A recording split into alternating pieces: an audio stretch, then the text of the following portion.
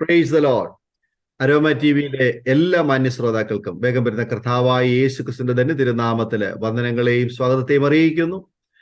വീണ്ടും ഒരുമിച്ച് നിങ്ങളുടെ ഒരു പ്രാവശ്യം കൂടി ഇപ്രകാരമായിരിക്കുവാൻ സർവ്വകൃപാലുവായ ദൈവം ഒരുക്കി തന്ന നല്ല നിമിഷങ്ങൾക്കായി ദൈവത്തിന് സ്തോത്രം ചെയ്യുകയാണ്. വ്യത്യസ്തമായ ജീവിതാനുഭവങ്ങളും നാൾ വഴികളിലൂടെ ദൈവം നടത്തിയ അനുഭവങ്ങളുമായി ഈ ചാനലിലൂടെ അനേക പ്രിയപ്പെട്ടവർ ദൈവവചന ചിന്തകളും സാക്ഷ്യവും ഒക്കെയായി നിങ്ങളോട് ഈ ദിവസങ്ങൾ സംസാരിച്ചു കൊണ്ടിരിക്കുന്നല്ലോ. കേൾവിക്കാരായ ഓരോ ശ്രോതാക്കളുടെയും ജീവിതത്തിൽ അതേറെ അനുഗ്രഹമായി തീർന്നുകൊണ്ടിരിക്കുന്ന വസ്തുത അത് സമയങ്ങളിൽ ഞങ്ങളെ അറിയിക്കുവാനും നിങ്ങൾക്ക് വേണ്ടി പ്രാർത്ഥിപ്പാനും കർത്താവ് സഹായിച്ചു കൊണ്ടിരിക്കുന്നു. ഇന്ന് പകലും ഈ നിമിഷവും നിങ്ങളോടൊപ്പം ആയിരിക്കുന്നത് ഞങ്ങൾക്ക് വളരെ സന്തോഷമുണ്ട്. ഓരോ പ്രിയപ്പെട്ടവരുടെയും ജീവിതം വളരെ വ്യത്യസ്തമായിട്ടാണ് ദൈവം ഒരുക്കിയെടുത്തുകൊണ്ടിരിക്കുന്നത്. ഇന്ന് നമ്മോടൊപ്പം സാക്ഷ്യം പങ്കുവയ്ക്കുന്നതിന് നമ്മുടെ ക്ഷണം സ്വീകരിച്ച് നമ്മോടൊപ്പം കടന്നു വന്നിരിക്കുന്നത് കർത്താവിന്റെ അഭിഷിക്തൻ പാസ്റ്റർ ജിജോ എബ്രഹാം പന്തളം. നിങ്ങൾക്ക് ഏവർക്കും കർത്താവിന്റെ ദാസനെ സുപരിചിതനായ ഒരു വ്യക്തിയാണെന്ന് എനിക്കറിയാം. വീണ്ടും ഒരു പ്രാവശ്യം കൂടെ കർത്താവിന്റെ ദാസനെ ദൈവം നിർത്തിയിരിക്കുന്നതായ വിധങ്ങൾ, നടത്തിയ വഴികൾ, തൻ്റെ ജീവിതത്തിൽ താൻ അനുഭവിച്ചതായ ആ ഓരോ അനുഭവങ്ങളും പങ്കുവയ്ക്കുവാൻ ഒരവസരം കൂടി വേർതിരിക്കുകയാണ്. കർത്താവിൽ പ്രസിദ്ധയും നിത്യതയിൽ വിശ്രമിക്കുന്നതുമായ സിസ്റ്റർ അഞ്ജലി പോളിന്റെ പ്രിയ ഹസ്ബൻഡാണ് കർത്താവിന്റെ ദാസൻ പാസ്റ്റർ ജിജോ എബ്രഹാം. ആ കർത്താവിന്റെ ദാസിയെ ദൈവം താൻ ഈ ഭൂമിയിലായിരുന്ന അത്രയും സമയം കർത്താവ് ഒരുപാട് വേദികൾ, ഒരുപാട് ജനങ്ങൾക്ക് വേണ്ടി ഒരുപാട് ശുശ്രൂഷകൾ ചെയ്യുവാൻ കർത്താവ് ഉപയോഗിച്ച അനുഗ്രഹിക്കപ്പെട്ടതായ ശക്തമായ ദൈവം ഉപയോഗിച്ച ഒരു അഭിഷിക്ത ദാസിയാണ് കർത്താവിന്റെ ദാസി സിസ്റ്റർ അഞ്ജലി പോൾ. നമുക്കെല്ലാവർക്കും അറിയാം. ആ വിഷയത്തിലേക്ക് ഞാനിപ്പോൾ കടക്കുന്നില്ല. കർത്താവിന്റെ ദാസൻ തന്നെ നമ്മോട് സംസാരിക്കും. നമുക്ക് പ്രാർത്ഥനയോടെ ആയിരിക്കാം. കർത്താവിന്റെ ദാസൻ പാസ്റ്റർ ജിജോ എബ്രഹാമിനെ തികഞ്ഞ സ്നേഹത്തോടും ആദരവോടും കൂടി അരോമ ടിവിയിലെ പ്രേക്ഷകരോടൊപ്പം സമയം ചെലവഴിക്കുന്നതിന് ഞങ്ങൾ ഹാർദവമായി സ്വാഗതം ചെയ്തുകൊള്ളുന്നു. Praise lord pastor. പാസ്റ്റർ, രാവിലെ എന്തൊക്കെയുണ്ട് വിശേഷങ്ങൾ? ക്ഷേമമായിരിക്കുന്നോ? ദൈവകൃപയാൽ സന്തോഷമായിരിക്കുന്നു.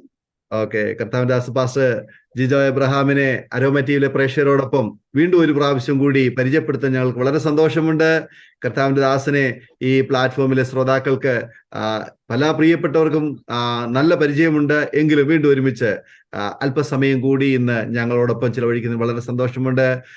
കർത്താവിന്റെ ദാസന്റെ ജീവിതാനുഭവങ്ങള്, ദൈവം നടത്തിയ വഴികള്, സാക്ഷ്യം ഒക്കെ പറയാനുള്ള അവസരമായി വേർതിരിക്കുന്നു. ആകട്ടെ, കർത്താവിന്റെ ദാസൻ ഇപ്പോൾ എവിടെ നിന്നാണ് ഈ മീറ്റിംഗിൽ ജോയിൻ ചെയ്തിരിക്കുന്നത് പറയാമോ? ഞാൻ പന്തളത്തിന്റെ ചർച്ചിന്റെ പാഴ്സനേജിൽ ഇരുന്നാണ് ഞാൻ മീറ്റിങ്ങിന് ജോയിൻ ചെയ്തത്. ഓക്കെ. ഇപ്പോൾ വീട്ടിൽ ആരൊക്കെ ഉണ്ടെന്നൊന്ന് പറയാമോ? എന്റെ വീട്ടിൽ ഫാദറും മദറും ഉണ്ട്. എനിക്ക് 2 പെങ്ങന്മാരാണ്, ഞാനൊരു മോനേ ഉള്ളൂ. ഓക്കെ. പാസ്റ്ററുടെ സ്വദേശം പന്തളം തന്നെയാണോ? എന്റെ സ്വദേശം പന്തളം തന്നെയാണ്. ജനിച്ചു വളർന്നപ്പെട്ടതാണ്. ഓക്കെ. പാസ്റ്ററെ പരിചയപ്പെടുത്തിയാൽ ഞങ്ങൾക്ക് വളരെ സന്തോഷമുണ്ട്. കർത്താവ് അനുഗ്രഹിക്കട്ടെ. പാസ്റ്ററുടെ കുട്ടിക്കാലത്തെ ഓർമ്മകൾ വല്ലതും പറയാൻ ആഗ്രഹിക്കുന്നെങ്കിൽ ചുരുക്കം വാചകങ്ങൾ പറയാം. കുട്ടിക്കാലത്ത് ഞാൻ എൻ്റെ ഒരമ്മാച്ചന് വയനാട്ടിലായിരുന്നു, കൽപ്പറ്റയിൽ. എനിക്ക് 8ാം ക്ലാസ്സിലാണെന്ന് തോന്നുന്നു, അതോ 9ലാണോ, അത് അത്ര ഓർമ്മ വരുന്നില്ല. അമ്മാച്ചൻ എന്നെ ഒരു വെക്കേഷൻ അമ്മാച്ചൻ്റെ അടുത്തേക്ക് കൊണ്ടുപോകാം. അമ്മാച്ചനും അമ്മാവിയുണ്ട്. അപ്പോൾ ഇവിടുന്ന് ബസ്സിലാണ് അന്ന് ഞങ്ങളെല്ലാവരും ഒരുമിച്ച് പോയത്. അപ്പം കോഴിക്കോടായപ്പോൾ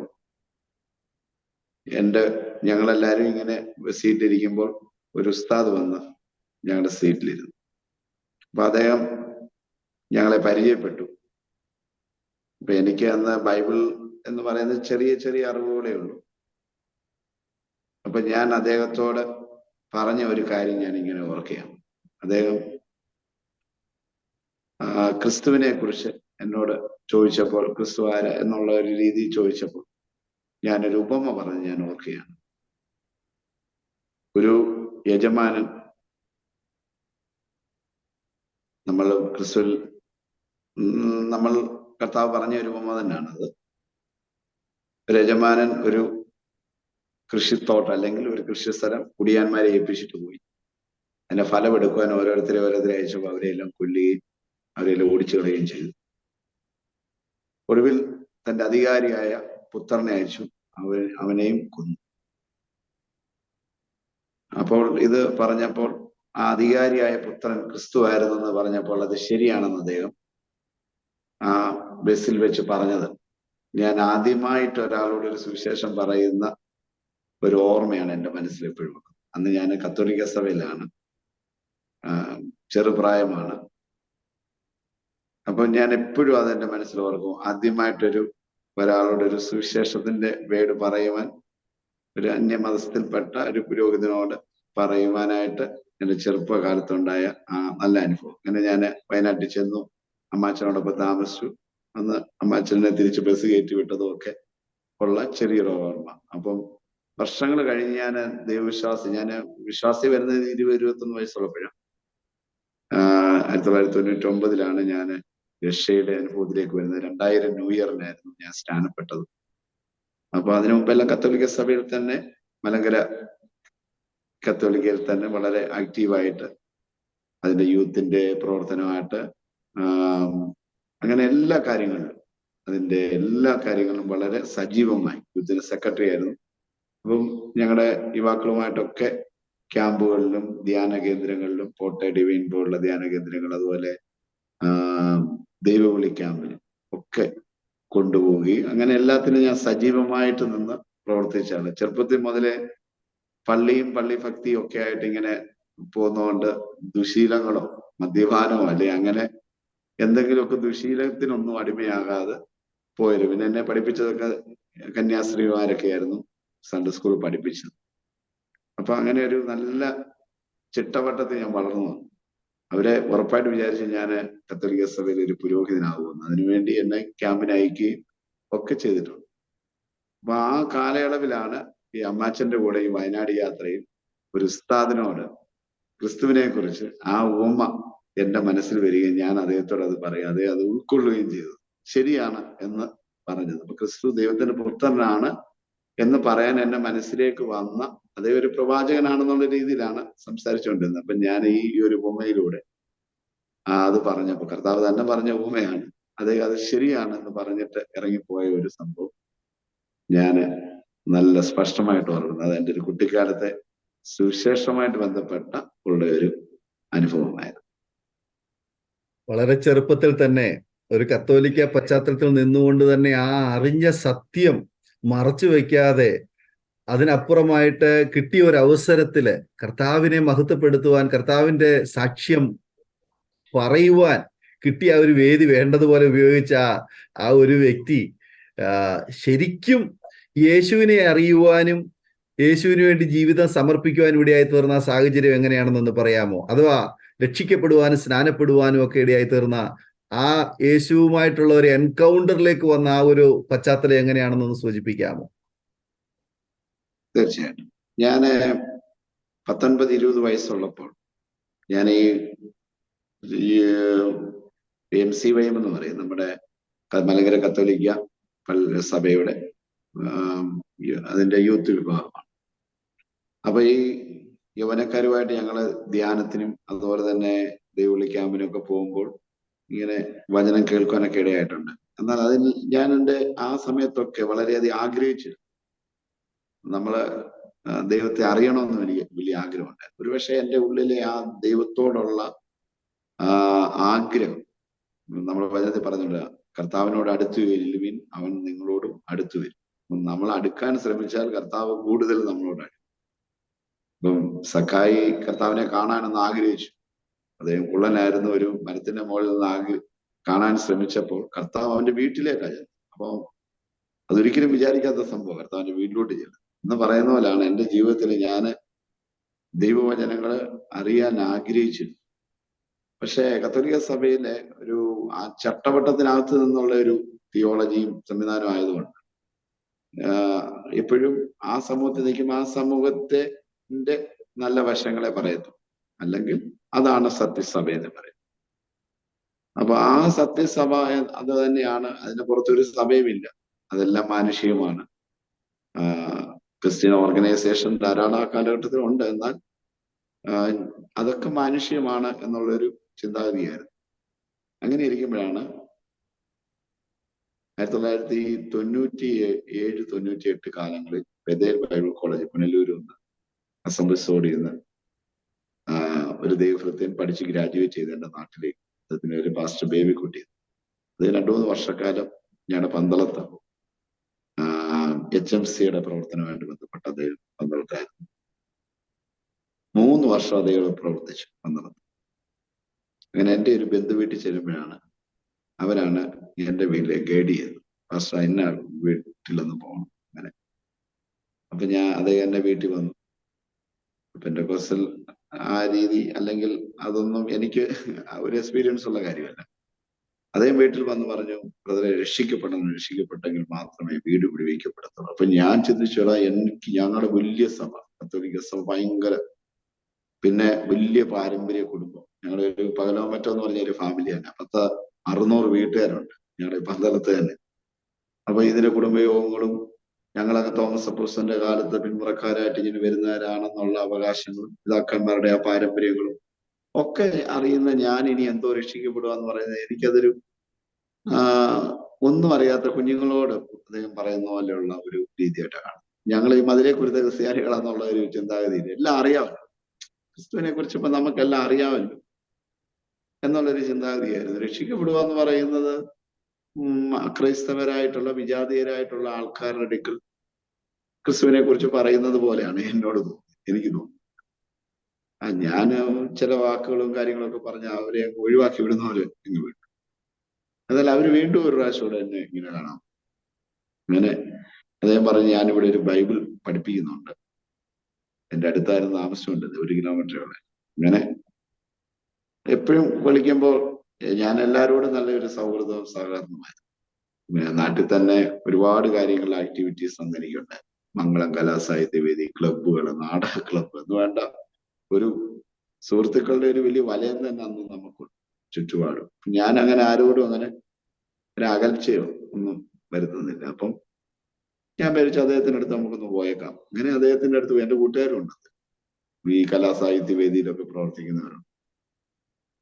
അങ്ങനെ അവിടെ ചെന്ന ഒരു ദേവദാസനോട് ഒരുമിച്ച് ഇങ്ങനെ വചനം, ബൈബിളിലെ കത്തോലിക്ക സഭയുടെ കാര്യങ്ങളാണേലും സഭ എന്താണെന്നുള്ളതാണ് ഇങ്ങനെ പറയും.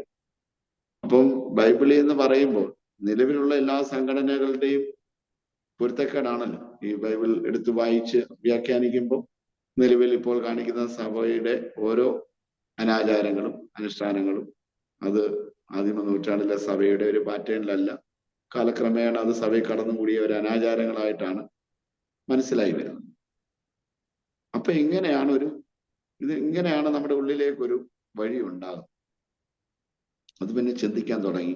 ഞാൻ വീട്ടില് വലിയ POC ബൈബിളായിരിക്കും, ഈ സത്യവേദോസം ഓർത്തഡോക്സുകാർ ഉപയോഗിക്കുന്നുണ്ട്. പക്ഷെ എൻ്റെ അമ്മ ഓർത്തഡോക്സുകാരിയാണ്, അപ്പം അപ്പൻ കത്തോലിക്ക സഭക്കാരൻ. അപ്പം ഓർത്തഡോക്സിനെക്കാട്ടി വലിയ സഭയായിട്ട് ഇവിടെ ഇരിക്കുമ്പോൾ ഈ POC ബൈബിളും അതൊക്കെയാണ് നമുക്ക് ഭയങ്കര പ്രാധാന്യമായിട്ട്. അങ്ങനെ POC ബൈബിൾ എടുത്ത് ഇങ്ങനെ വായിക്കാൻ തുടങ്ങി. പാസ്റ്റർ പറയുന്ന എല്ലാ വചനങ്ങളും വായിച്ചു നോക്കുമ്പോൾ എനിക്ക് മനസ്സിലായിട്ട് അദ്ദേഹത്തിന്റെ കയ്യിൽ നിന്നൊന്നും പറയുന്നില്ല, ഇതെല്ലാം ബിബ്ലിക്കലായിട്ടുള്ള കാര്യങ്ങളാണ്.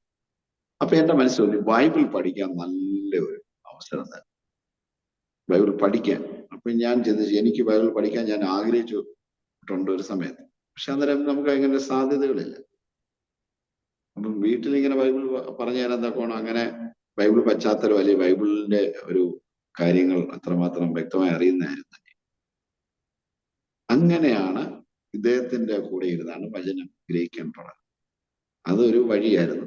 പിന്നെ ഞാൻ ഈ വചനങ്ങൾ ഓരോന്ന് വായിക്കുകയും മനസ്സിലാക്കുകയും ഇങ്ങനെ തുടർന്ന് പൊയ്ക്കൊണ്ടിരുന്നു. 1999 എന്ന് പറയുന്ന ഒരു വർഷം മുഴുവനും ഈ ആത്മീയ കാര്യങ്ങളുടെ ചിന്തയില് അങ്ങനെ ചിന്തിച്ചുകൊണ്ടിരുന്നപ്പോൾ അതേ ഒരു ദിവസം എന്നോട് പറഞ്ഞു, ഞാൻ ഈ പറയുന്ന വചനങ്ങളെല്ലാം സത്യമാണെന്ന്. ഇപ്പൊ ഇത് ഒരു ലിറ്ററലി നമ്മൾ വായിക്കുന്നു, പക്ഷെ ഇത് ഒരു അനുഭവമായിട്ട് ബോധ്യമാകണമെങ്കിൽ പരിശുദ്ധാത്മാവിന്റെ കൃപ കിട്ടണം. അപ്പൊ നമ്മളന്ന് നല്ല 10-20 വയസ്സുള്ള പ്രായമല്ലേ. അപ്പൊ എനിക്കും ഈ കൃപ കിട്ടണമെന്ന് ഞാൻ വളരെയധികം അങ്ങനെ നമ്മളെ ആഗ്രഹിച്ചു. കർത്താവ് എനിക്ക് ഈ കൃപ കിട്ടണം. അപ്പൊ എങ്ങനെ കിട്ടും അതറിയുന്നില്ല. അപ്പൊ അദ്ദേഹം വൈഫ് ഒരു ദിവസം ഫാസ്റ്റിംഗിലിരുന്നു. പ്രാർത്ഥിക്കുന്ന ഒരു ദിവസം എന്നെ വിളിച്ചിരുന്നു. ഞാൻ ഫാസ്റ്റിംഗ് എന്ന് വേണേൽ പറയാം, അന്ന് രാവിലെ ഒന്നും കഴിക്കാതെ അങ്ങോട്ട് പോയി. അങ്ങനെ അദ്ദേഹത്തിന്റെ കൂടെ ചെന്നിരുന്ന് ഞങ്ങൾ ഒരുമിച്ച് പ്രാർത്ഥിച്ചു. സത്യത്തിൽ അന്നൊരു ഭയങ്കര വിസ്മയമായ കാര്യമായിരുന്നു. കാര്യം ഞങ്ങൾ ഒരുമിച്ചിരുന്ന് പ്രാർത്ഥിച്ചത്, ഞങ്ങൾ പാടിയതറിയാം. പാട്ട് മുന്നോട്ട് വന്നു കഴിഞ്ഞപ്പോഴത്തേന് എന്റെ ഉള്ളിൽ നിന്ന് പൈപ്പിൽ നിന്ന് വെള്ളം തുറന്നു വിടുന്ന പോലെ ഭയങ്കര ദൈവസാന്നിധ്യം ഉള്ളിൽ നിന്നില്ലേ അണപൊട്ടി വീഴുന്നു. ദൈവത്തിന്റെ വലിയ ഒരു അഭിഷേകം നമ്മളിലേക്ക് അങ്ങ് ഒഴുകുന്നു. അപ്പൊ ഇത് അഭിഷേകമാണോ ദൈവശക്തിയാണോ? അപ്പൊ എന്റെ ശരീരത്തിൽ ഭയങ്കര പവർ എന്ന് പറഞ്ഞു കഴിഞ്ഞാല് നമ്മൾ ഇരുന്നിടം തെറിക്കും, അതുപോലെ പവർ, കറണ്ട് പാസ് ചെയ്യുന്നിടത്ത്. അപ്പൊ ഞാൻ അന്ന് വരെ സംസാരിച്ചിട്ടില്ലാത്ത ഭാഷകൾ എന്റെ വായിൽ നിന്ന് ഇങ്ങനെ വരികയാണ്. ഏതൊക്കെയോ വാക്കുകളാണ്. അതിങ്ങനെ 10:10 പ്രാർത്ഥനയിലിരുത്. അത് അങ്ങനെ 10:30, 11, 11:30 മണിക്കൂറുകൾ. ഞങ്ങൾ 3 പേരെയോ ഭയങ്കര ആത്മനിറവില്ല. കുറച്ച് കഴിയുമ്പോൾ അപ്പുറത്തെ വീട്ടിലെ ഒരു അച്ചാനും കൂടി ഭയങ്കര സൗണ്ടാണ്. അപ്പോൾ ഒരു മണിയൊക്കെ കഴിഞ്ഞപ്പോൾ ദേവദാസന്റെ തലയെ കൈവച്ചിട്ട് പറഞ്ഞു, ബ്രദർ അഭിഷേകം പ്രാപിച്ചിരിക്കുന്നു.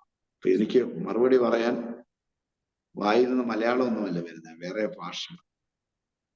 അപ്പൊ ഞാൻ ആ നിറവിൽ നിൽക്കുമല്ലേ, എന്റെ ഉള്ളിൽ നിന്ന് ഭയങ്കര സന്തോഷം. ധാന്യവും ബീജും വർദ്ധിച്ചപ്പോൾ അവർക്കുണ്ടായതിൽ അധികം സന്തോഷം നീ എന്റെ ഹൃദയത്തിൽ തന്നിരിക്കുന്നു.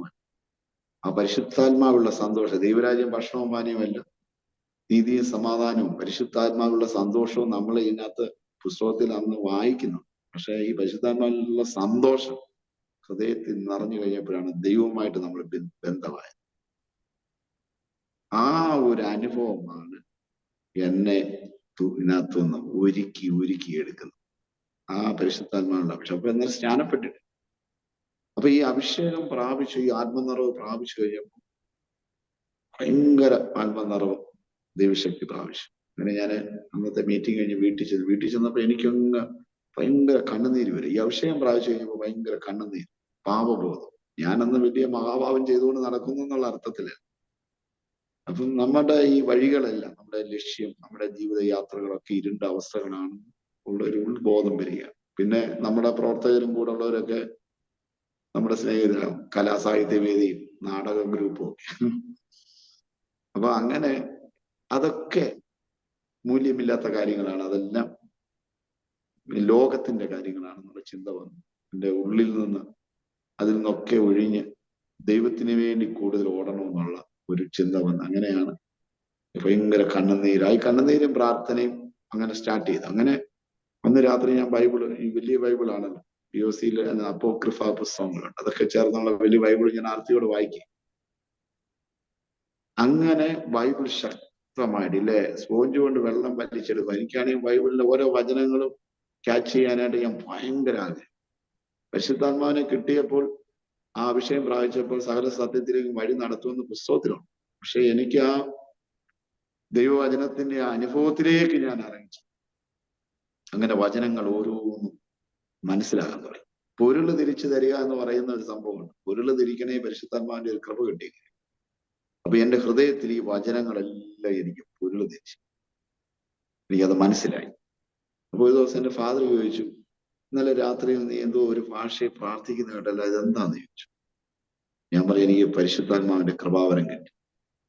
അപ്പൊ അമ്മ പറഞ്ഞ നമ്മളെല്ലാം പാരമ്പര്യ ക്രിസ്ത്യാനികളെ, കത്തോലിക്ക സഭ വിട്ട് പോകരുത്, ഭയങ്കര ഒരു കാര്യം എൻ്റെ കൂടെ പറഞ്ഞു. അപ്പൊ ഞാൻ ചിന്തിച്ചു, ഞാൻ ഈ കൃപയും സഭ വിട്ട് പോകുന്നതും ഒക്കെ അന്നേരമായി കേൾക്കുന്നത്. ഈ കൃപ കിട്ടിക്കഴിഞ്ഞപ്പോഴാണ് സഭ വിട്ട് പോകരുതെന്ന് ഒരാൾ ആദ്യം പറയുന്നത്, എൻ്റെ അമ്മാന. അപ്പം സഭ വിട്ട് പോയാൽ വീട്ടിൽ നിന്ന് ഒരാൾ മരിച്ചു പോകുന്നുള്ള ഒരു ഫീലിംഗ്. ഞാൻ പറഞ്ഞു, ഞാനിപ്പോ ദൈവത്തെയാണല്ലോ അറിയുന്നത്. സംഘടനയും സഭയൊക്കെ അവിടെ നിൽക്കട്ടെ, ഞാൻ ദൈവത്തെ കൂടുതലായിട്ട് അറിയാൻ ആഗ്രഹിക്കും. അപ്പൊ നല്ല കാര്യമെന്ന് പറഞ്ഞു. അപ്പം സഭ വിട്ട് പോകുമെന്നോ ഇങ്ങനെ മാറുമെന്നൊന്നും അവരൊന്നും സ്വപ്നത്തിൽ വിചാരിച്ചു. അങ്ങനെ ഓരോ ദിവസവും ബൈബിൾ വായിക്കാൻ തുടങ്ങി. അങ്ങനെ വായനയും വചനധ്യാനവും എന്നെ കൂടുതൽ ദൈവത്തോട് അടുപ്പിച്ചു.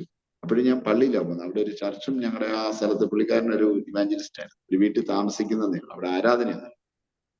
അപ്പൊ പള്ളിയിൽ ഞാൻ ചെന്ന് ഈ കുർബാനയുടെ ഇടയിൽ നിൽക്കും, സിറിയൻ ആരാധന ഞങ്ങൾ. അപ്പൊ എനിക്ക് ഈ മരിച്ചവരോടുള്ള പ്രാർത്ഥന, മറിയോടുള്ള മധ്യസ്ഥന്മാരോടുള്ള പ്രാർത്ഥനയൊക്കെ വരുമ്പോൾ എനിക്കൊരു ഇറിറ്റേഷൻ മനസ്സിൽ വരുന്നുണ്ട്. ഈ അഭിഷേകത്തിന്റെ കൃപയൊക്കെ കിട്ടിയിട്ട് ഞാൻ അവിടെ നിൽക്കുമ്പോൾ എനിക്ക് ആ ആചാരങ്ങളോട് എനിക്ക് പൊരുത്തപ്പെടാൻ പറ്റാത്തൊരു മാനസികാവസ്ഥ. അപ്പൊ ഞാന് അന്നപ്പം ഈ വചനങ്ങളെല്ലാം ഉള്ളിലുണ്ട്. അപ്പൊ എൻ്റെ ഒരു കൂട്ടുകാരൻ പയ്യന ധൂവക്കൊട്ടി വീശുന്നു, റോബിൻ എന്ന് പറയും. അപ്പൊ അവനോട് ഒരു ദിവസം ഞാൻ പറഞ്ഞു, ഒരു കുർബാന കഴിഞ്ഞിട്ട് ഞാൻ പറഞ്ഞു, ഞാനൊരു വചനം വായിക്കാം. അപ്പൊ ഒരു ദിവസം ഞാൻ രാവിലെ പള്ളിയിലോട്ട് പോകുന്ന ഒരു വചനം എനിക്ക് കിട്ടി. ധൂപം അർപ്പിക്കുന്നവൻ വിഗ്രഹത്തെ വണങ്ങുന്നവനെ പോലെയാണ്, ധൂപം യഹോവയ്ക്ക് വെറുപ്പാണ്. അപ്പൊ ഇത് യെശയ്യാപ്രവചന്റെ പുസ്തകത്തിൽ നിന്ന് കിട്ടിയത് വചനം എൻ്റെ ഉള്ളിലുണ്ട്. അപ്പൊ അതുമായിട്ട് ഞാൻ പള്ളിയിലോട്ട് ചെന്ന കുർബാനയ്ക്ക് സ്ഥിരം പരിപാടിയാണ്. കാര്യം ഒന്നും വേണ്ടാതെ അവിടെ നിൽക്കും. കാര്യം യേശുവിനോട് വരുന്ന മലയാളത്തിലുള്ള പ്രാർത്ഥന മാത്രമേ കിട്ടുന്നുള്ളൂ, മറ്റേതൊന്നും ഒരു അരിഷ്ടത തോന്നും.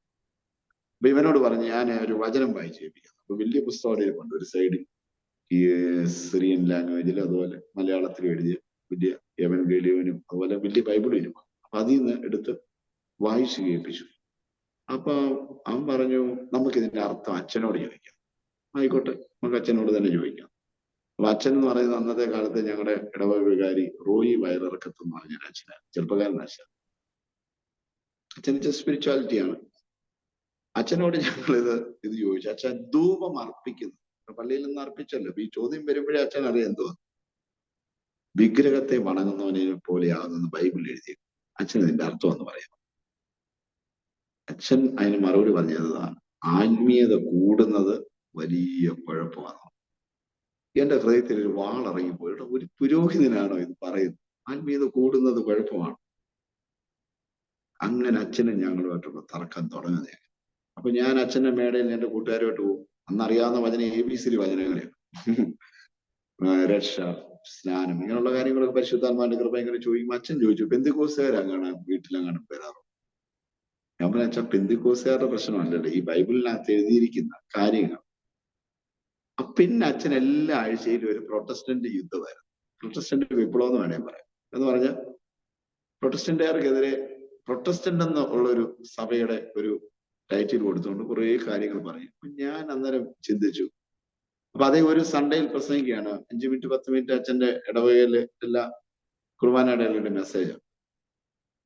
മാർട്ടിൻ ലൂതർ എന്ന് പറയുന്ന കത്തോലിക്ക സഭയിലെ പുരോഹിതൻ, അദ്ദേഹം 16-ാം നൂറ്റാണ്ടിൽ പറഞ്ഞു, ക്രിസ്തു അങ്ങനെ പ്രത്യേകം പുരോഹിതന്മാരെ പുതിയ നിയമത്തിൽ ആക്കി വെച്ചിട്ടില്ല. അപ്പൊ ഞാൻ ചിന്തിച്ച, അപ്പം ഇപ്പൊ നമുക്ക് മാത്രമല്ല ഇത് വെളിപ്പെട്ടേക്കുന്നത്, 16-ാം നൂറ്റാണ്ടിൽ ഒരാൾ കത്തോലിക്ക സഭയിലെ പുരോഹിതനായിരുന്ന അദ്ദേഹത്തിന് ഇത് വെളിപ്പെട്ടിരുന്നു. അദ്ദേഹം പറഞ്ഞ ആശയം, അച്ഛൻ കോളേജിൽ പഠിച്ചതാണ്, സെമിനാറിലെല്ലാം പഠിച്ച് ഇതെല്ലാം പഠിച്ചിട്ട് വന്നേ. അപ്പൊ അച്ഛൻ അന്നത്തെ കുർബാന കഴിഞ്ഞപ്പോ ഞങ്ങളോട് പറഞ്ഞു, നിങ്ങൾക്കെതിരെ ഞാൻ ശക്തമായിട്ടൊന്ന് പറയാനിരുന്നായിരുന്നു, പിന്നെ നിങ്ങളുടെ മുഖത്തോട്ട് നോക്കിയപ്പോ ഞാൻ അങ്ങ് നിർത്തിയാണ്. അപ്പൊ ഞങ്ങൾ ചിരിച്ചു, ഞാനും ചിരിച്ചു. അദ്ദേഹം പിന്നെ ഇങ്ങനെ പറയേണ്ടി വരത്തില്ല, അച്ഛനും ഒരു തീരുമാനമാവുമെന്ന്. അങ്ങനെ അച്ഛനും ഞങ്ങളോടുള്ള തർക്കം ശക്തം. അപ്പൊ അച്ഛനെ കത്തോലിക്ക സഭയുടെ നന്മകൾ പറഞ്ഞ് മറ്റുള്ള സഭകളെല്ലാം മോശമാണെന്നുള്ള രീതിയിലാണ് വിട്ടുപോയവരാണ്. ഒരുപാട് ദുരുപദേശം എന്നുള്ള രീതിയില്ല, പിന്നെ അറിയാമല്ലോ ഒരു. അപ്പോൾ ഞാൻ ഈ കുഴപ്പങ്ങളെല്ലാം പാസ്റ്ററോട് ഞാൻ രാത്രി ചെന്ന് ഷെയർ ചെയ്യാം. അപ്പൊ പാസ്റ്റർ അന്നേരം കത്തോലിക്ക സഭയിലെ കുഴപ്പങ്ങളും അതെല്ലാം. അപ്പൊ ഞാൻ ഇവര് ഈ കുഴപ്പങ്ങൾ പറഞ്ഞ് രണ്ടു ഭാഗത്തും കേട്ട് കഴിഞ്ഞപ്പം ഒരു നന്മയും ഈ രണ്ട് സഭയിലും ഇല്ലാത്ത രീതിയിലാണ് രണ്ടുപേരും അങ്ങോട്ടും ഇങ്ങോട്ടും പറയും. അപ്പൊ ഞാൻ അന്നേരം വിചാരിച്ചു, കർത്താവേ, സഭയെന്ന് പറയുന്നത് ദൈവം ഭൂമിയിൽ അങ്ങനെ ഒരു സഭയുണ്ട്, യഥാർത്ഥത്തിൽ എന്താണ് സഭ? അപ്പൊ സഭ എന്താണെന്നുള്ള ചോദ്യമാണ് എന്നെ മുന്നോട്ട് കൊണ്ടുപോകാനിടയായത്. എന്താണ് സഭ? സഭയുടെ ഉദ്ദേശം എന്താണ്? അങ്ങനെ ദൈവം അപ്പോസ്തലികമായ സഭ ലോകത്തിലുണ്ട്. അങ്ങനെ ഒരു സഭ ഒറിജിനലായിട്ടുണ്ടെങ്കിൽ ഞാൻ അതിൽ മെമ്പർഷിപ്പ് എന്നുള്ള തീരുമാനത്തിലാണ് മുന്നോട്ട് പോയത്. കാരണം എല്ലാ ഭാഗത്തും പോരായ്മകളാണല്ലോ ഇത് പറഞ്ഞുകൊണ്ടിരിക്കുന്നത്. അങ്ങനെ ഒരു ദിവസം ഈ പനി പിടിച്ച് അങ്ങനെ ഒരു ബെഡ് റെസ്റ്റിലായിരുന്ന സമയത്ത് ഞാനൊരു കാഴ്ച, ആ കാഴ്ചയാണ് എന്നെ ആത്മീയമായി ശക്തിപ്പെടുത്തിയത്. ആ കാഴ്ച ഇതായിരുന്നു, നമ്മുടെ ചർച്ചിലിരുന്ന് ആരാധിക്കുന്ന ഒരു കൂട്ടം പേര് വെള്ള വസ്ത്രമൊക്കെ ധരിച്ച് വട്ടത്തിലിരുന്ന് ദൈവത്തെ ആരാധിക്കും. ഭയങ്കര തേജസ്സിലായിരിക്കും. ആ തേജസ്സിലിരിക്കുന്ന ഒരു ഗ്രൂപ്പിനെ ദൈവം എന്നെ കാണിച്ചിട്ട് നിരന്തരം ദൈവവചനത്തിലൂടെ ഇടപെട്ടിട്ട് പറഞ്ഞു, എന്റെ ഈ വചനപ്രകാരം ആരെല്ലാം സ്വന്തം ശരീരത്തെയും ജീവിതത്തെയും കെട്ടിപ്പടുക്കുന്നു അങ്ങനെ പണിയപ്പെടുന്ന കൂട്ടത്തെയാണ് ഞാൻ സഭയെന്ന് വിളിക്കുന്നത്. അല്ലാതെ നീ ലോകത്തിൽ കാണുന്ന ഒരു സംഘടനയും സഭയല്ല. അപ്പോ എനിക്ക് മനസ്സിലേക്ക് ഒരു വലിയ വെളിച്ചം വന്ന് വീഴും. അപ്പോൾ ക്രിസ്തുവിന്റെ വചനപ്രകാരം ജീവിതം പണിയുന്നവരുടെ കൂട്ടം മാത്രമേ ഉള്ളൂ സ്വർഗത്തിൽ സഭയായിട്ട് എണ്ണപ്പെടുന്നത്. അല്ലാതെ നമ്മളിവിടെ പേരെഴുതി വെച്ച് ഒരു മതമായിട്ടിരിക്കുന്ന ക്രിസ്തുവിന്റെ പേരിൽ ഒരുപാട് കൂട്ടങ്ങളുണ്ട്. അതിന് പ്രൊട്ടസ്റ്റന്റ് ആയിക്കൊള്ളട്ടെ, പെന്തിക്കോസ് ആയിക്കൊള്ളട്ടെ, ഓർത്തഡോക്സ് ആയിക്കൊള്ളട്ടെ, ഏതായിക്കോട്ടെ, അത് സഭയാകുന്നില്ല. സഭയാകണമെങ്കിൽ ആ ഒരു ദൈവവചനത്തിലൂടെ ജീവിതം കൊണ്ട് മാത്രമേ പറ്റൂ എന്നുള്ള ബോധം എനിക്ക് ദൈവം ആ കാലത്ത് അന്നേരമാണ് എന്റെ കണ്ണ് തുറന്നത്. എന്റെ കണ്ണ് തുറന്നു കഴിഞ്ഞപ്പോൾ ആത്മീയ കണ്ണ് എനിക്ക് ഭയങ്കര ധൈര്യമായി. ഒരു ദർശനമാണ് എനിക്ക്. ധൈര്യമായി കഴിയുമ്പോൾ ഞാൻ പാസ്റ്ററോട് എന്ന് പറഞ്ഞു, ഞാൻ സ്നാനപ്പെടാൻ റെഡിയാണ്. അപ്പൊ അതുവരെ ഞാൻ സ്നാനപ്പെട്ടില്ല. ഈ തർക്കവും വാദവും ഇങ്ങനെ പഠനവും റിസർച്ചും പരിപാടിയൊക്കെ ആയിട്ട് ഇങ്ങനെ പോകും. അപ്പോൾ അങ്ങനെയാണ് ഞാൻ സ്നാനപ്പെടാൻ. അന്നേരം ഞാൻ ഡിഗ്രിക്ക് പഠിക്കുന്ന സമയത്ത്, ഡിഗ്രി കഴിഞ്ഞു, ഡിഗ്രിക്ക് പഠിക്കുന്ന സമയത്ത്, അങ്ങനെ 2000 ന്യൂ ഇയറിന് ഞാൻ പുതിയ ഞായറാഴ്ച സ്നാനപ്പെടാനായിട്ട് വീട്ടിൽ നിന്ന് ഇറങ്ങി. അപ്പൻ പറഞ്ഞു, ഞാൻ സ്നാനപ്പെടുവാന്ന് പറഞ്ഞു. ഓക്കെ, ഞാൻ പ്രാർത്ഥിക്കാം എന്ന് പറഞ്ഞു. ഞാൻ അങ്ങനെ സ്നാനപ്പെട്ട് ആനന്ദപ്പള്ളി എന്ന് പറയുന്ന സ്ഥലമുണ്ട് ഞങ്ങളുടെ ഇവിടുന്ന് അടുത്ത്. അവിടെ ഒരു സ്നാനക്കുളത്തിൽ അന്ന് ഞങ്ങളുടെ AG സഭയുടെ ഇവിടുത്തെ അന്നത്തെ പ്രസ്ബിറ്റർ OG സാമുവൽ എന്ന് പറഞ്ഞ പാസ്റ്റർ, അദ്ദേഹമാണ് എന്നെ സ്നാനപ്പെടുത്തി. അദ്ദേഹം അമേരിക്കയിൽ. അങ്ങനെ പുള്ളി എന്നെ സ്നാനപ്പെടുത്താനായിട്ട് വന്നു. അപ്പം അദ്ദേഹം എന്നോട് ആ കടവിൽ വെച്ച് പറയുന്നുണ്ട്, ഒരു വേലക്കാരനാണെന്ന് തോന്നുന്നു, ഒരു ദൈവവേലക്കാരനായിട്ട്. അപ്പം ഞാൻ ഈ കർത്താവിന് വേണ്ടി ഫുള്ളായിട്ട് ഇറങ്ങി നിൽക്കുകയാണ്. പക്ഷെ പഠിക്കുന്നുണ്ട്. അന്നേരം ഈ പാസ്സാവുമെന്നൊന്നും ഞാൻ ചിന്തിച്ചിട്ട്. അങ്ങനെ അദ്ദേഹം ഒരു പ്രവചനം പറഞ്ഞാണ് ഇറക്കുന്നത്. അങ്ങനെ ഞാൻ സ്നാനപ്പെട്ട് കയറി. അദ്ദേഹത്തിന് അളിയൻ ഒരു അച്ഛനുണ്ടായിരുന്നു. അച്ഛനും അതിനുശേഷം എന്നെ കാണാൻ വന്നു. അങ്ങനെ എന്നോട് ചോദിച്ചു, പഠിക്കാൻ പോകാൻ ആഗ്രഹം. അങ്ങനെയാണ് ഞാൻ പുല്ലൂർ ബഥേൽ ബൈബിൾ കോളേജ് പഠിക്കാൻ പോയി, MDO ചെയ്തു. അങ്ങനെ 3 വർഷത്തെ പഠിത്തത്തിലാണ്.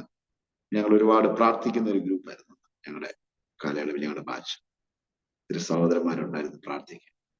ഞങ്ങൾ അങ്ങനെ പ്രാർത്ഥനയുടെ 3 വർഷത്തെ കോളേജിലുള്ള പ്രാർത്ഥനയുടെ ഒരു ഫലമായിട്ടാണ് ഈ മിനിസ്ട്രി മൊത്തം ഞങ്ങൾ ഇപ്പൊ ചെയ്തുകൊണ്ടിരിക്കുന്ന ആ മിനിസ്ട്രിയുടെ മുഴുവനും കോർ എന്ന് പറയുന്നത്, അതിന്റെ അടിവേരെന്ന് പറയുന്നത് ആ കോളേജിലെ പ്രാർത്ഥനയാണ്.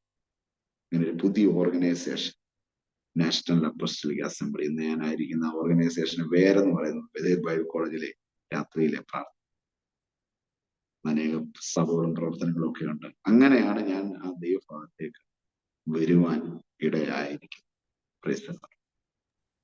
വളരെ ചെറുപ്പത്തിൽ തന്നെ ആരുടെയും പ്രേരണ കൂടാതെ ദൈവവചനം വായിച്ച് സത്യം എന്താണെന്ന് തിരിച്ചറിഞ്ഞ് വ്യക്തമായ ധാരണയും ഒരു ഉറപ്പും വന്നതിന് ശേഷം, ആരുടെയും പ്രേരണ കൂടാതെ, ആരുടെയും പരപ്രേരണ കൂടാതെ തന്നെ എനിക്ക് സ്നാനപ്പെടണം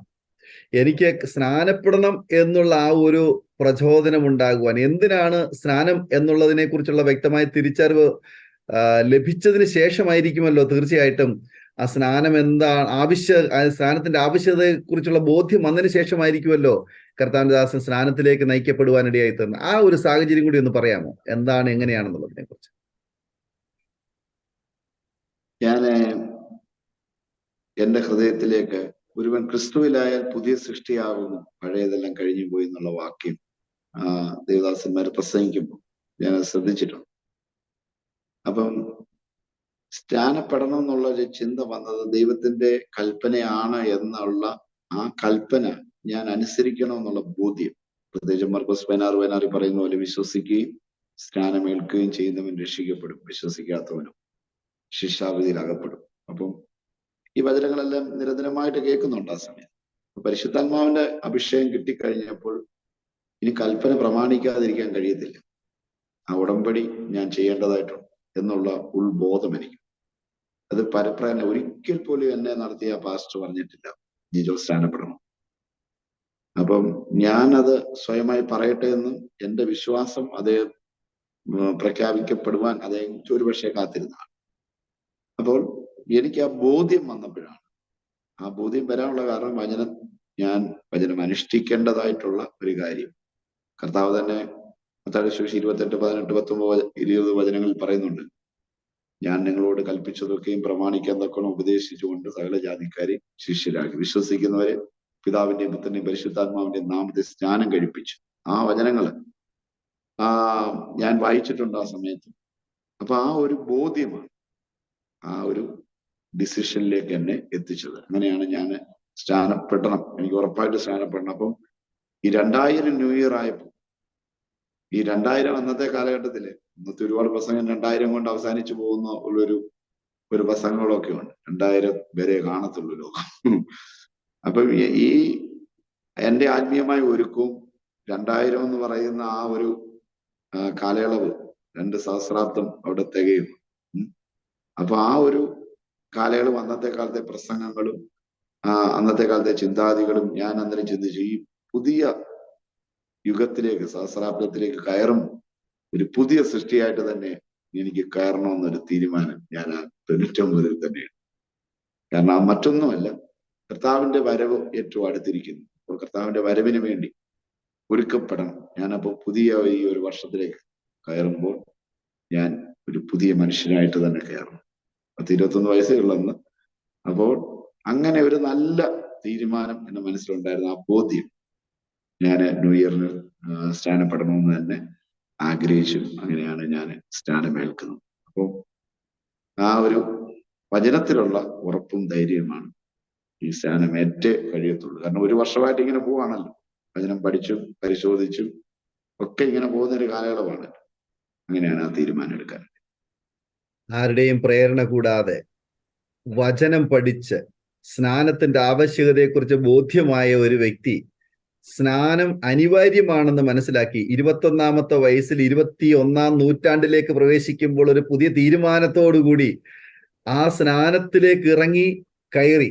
സ്നാനത്തിലേക്ക് വരുന്നതിന് മുൻപ് ആത്മനിയോഗത്താൽ അഭിഷേകത്തിന്റെ നിറവിൽ വന്ന ഒരു വ്യക്തി എന്ന നിലയിൽ, ആത്മസ്നാനം പ്രാപിച്ച ഒരു വ്യക്തി എന്ന നിലയിൽ, ജലസ്നാനം കഴിഞ്ഞതിന് ശേഷം മുന്നോട്ടുള്ളതായ ആ ജീവിതയാത്രയില് ഒത്തിരി അനുഭവങ്ങൾ ഇനിയും പറയാനുണ്ടാകുമല്ലോ. കർത്താവിന്റെ ദാസന്റെ ജീവിതത്തിൽ ഉണ്ടായിട്ടുള്ള അനുഭവങ്ങളൊക്കെ തുടർമാനമായിട്ട് സംസാരിക്കാം.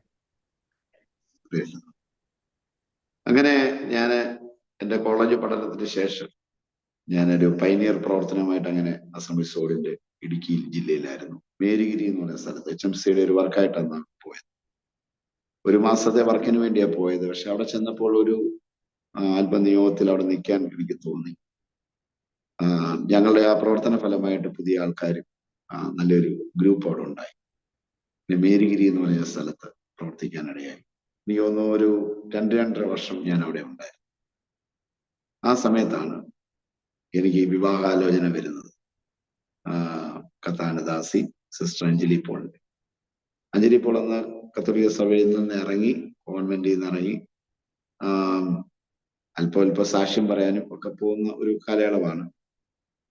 അങ്ങനെ അഞ്ജലി പുള്ളിക്കാരി വന്ന് നിന്ന വീട്ടുകാര്, എന്നെ അറിയാവുന്ന വീട്ടുകാര്, കാരണം എൻ്റെ മദർ ചർച്ചയുമായിട്ട് ബന്ധമുള്ളവരാണ്. അങ്ങനെ ആ ഭവനമാണ് എനിക്ക് വിവാഹം ആലോചിച്ചത്.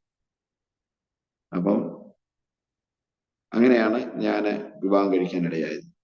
പുള്ളിക്കാരിയെ വിവാഹം കഴിക്കുന്നത് 2007 മെയ് മാസം 28-ാം തീയതി ആയിരുന്നു. ഞങ്ങളുടെ വിവാഹം പന്തളത്ത് വെച്ചായിരുന്നു. അപ്പോൾ വിവാഹത്തിന് ശേഷം ഈ എപ്പോഴും മീറ്റിങ്ങുകളും യാത്രകളും എപ്പോഴും തിരക്ക് പിടിച്ച ഒരു സമയമല്ല. ഞങ്ങള് കർത്താവിന് വേണ്ടി മുന്നോട്ട് പോകണം, കർത്താവിന്റെ വചനമായിട്ട് മുന്നോട്ട് പോകണം, കർത്താവിന്റെ നല്ല സാക്ഷിയായിട്ട് ജീവിക്കണം. ഇതൊക്കെയായിരുന്നു നമ്മുടെ ഹൃദയത്തിലെ ആഗ്രഹം. അപ്പൊ ഇടുക്കിയിലെ ആ പ്രവർത്തനം അങ്ങനെ മുന്നോട്ട് പോകുമ്പോൾ അവിടെ നിന്ന് ഈ പന്തളം എന്ന സ്ഥലത്തേക്ക് വന്ന് പ്രവർത്തിക്കാൻ ഒരു പ്രചോദനം ഉണ്ടായത് ഒരു ദർശനമാണ്, ഒരു ദർശനത്തിലാണ്. അപ്പൊ ഞാൻ എൻ്റെ ഈ പ്രപ്പോസലൊക്കെ ഇങ്ങനെ ആലോചിച്ചുകൊണ്ട് വരുന്ന ആ കാലഘട്ടത്തിന് മുമ്പ്, കല്യാണം ആലോചിച്ചിട്ടില്ല, അതിന് മുമ്പ് ഞാൻ ഇടുക്കിയിൽ ഈ പൈനിയർ പ്രവർത്തനമായിട്ട് ബന്ധപ്പെട്ട് അവിടെ ആയിരിക്കുമ്പോൾ ഞാനൊരു ദർശനം കണ്ടു. ആ ദർശനം ഒരു വലിയ കലപ്പ, കാളെ പൂട്ടുന്ന കലപ്പ, ആ കലപ്പ വലിയ ഭീമാകാരമായ ഒരു കലപ്പ ഇറങ്ങി വരുന്ന കാണിച്ചു. അപ്പൊ ഞാൻ അത് കണ്ടിട്ട്, അപ്പൊ ഞാൻ അത് ആ കലപ്പ വന്ന് ഇറങ്ങിയ സ്ഥലം ഞങ്ങളുടെ ഈ പന്തളം പട്ടണമാണ്, പന്തളം ടൗണാണ്. അപ്പൊ ഈ പന്തളം പട്ടണത്തേക്ക് ഭീമാകാരമായ കലപ്പ ഇറങ്ങി വന്നപ്പോ ഞാൻ ഓടിപ്പോയി. കലപ്പ എന്റെ വലിപ്പം കണ്ടിട്ട് ഓടിപ്പോകുന്ന, ഭയപ്പെട്ട് ഓടിപ്പോകുന്ന. അതിനുശേഷം എന്നെ ഒരാൾ കൈക്ക് പിടിച്ച് ആ കലപ്പയ്ക്ക് വെപ്പിച്ചു. അപ്പൊ എനിക്ക് മനസ്സിലാവുന്ന ഒരു ദൂതൻ എന്നെ എന്റെ കൈക്ക് പിടിച്ച് ഈ കലപ്പയ്ക്ക് കൈ വെപ്പിച്ചു. അത് കഴിഞ്ഞിട്ട് ഞാൻ കാണുകയാണ് ഒരു നിലം ഉഴുത് മറിച്ചിട്ടേക്കുന്ന പോലെ ഒരു ദർശനം. നിലം ഉഴുതിട്ടേക്കുന്ന പോലെ. അങ്ങനെ ആ കാഴ്ച കർത്താവ് എന്നെ കാണിച്ചു കഴിഞ്ഞപ്പോൾ ഞാൻ ഈ 2.5 വർഷമായിട്ട് അവിടെ പ്രവർത്തന കാര്യങ്ങളുമായിട്ട് മുന്നോട്ട് പോകുമ്പോൾ എനിക്ക് മനസ്സിലായി എൻ്റെ ഈ സ്വന്തം നാട്ടിലേക്ക് വന്ന് ദൈവവേല ചെയ്യണമെന്നാണ് കർത്താവ് എന്നെ ഓർമ്മപ്പെടുത്തിയെന്ന് എനിക്ക് ബോധ്യം. അപ്പൊ ആ പ്രാവശ്യം ഞാൻ KGയുടെ ഇതിൽ എഴുതി കൊടുത്ത് ഞാൻ ഈ വർഷം പുതിയൊരു പ്രവർത്തനം എടുക്കാൻ ഇന്ന സ്ഥലത്തേക്ക് പോകും.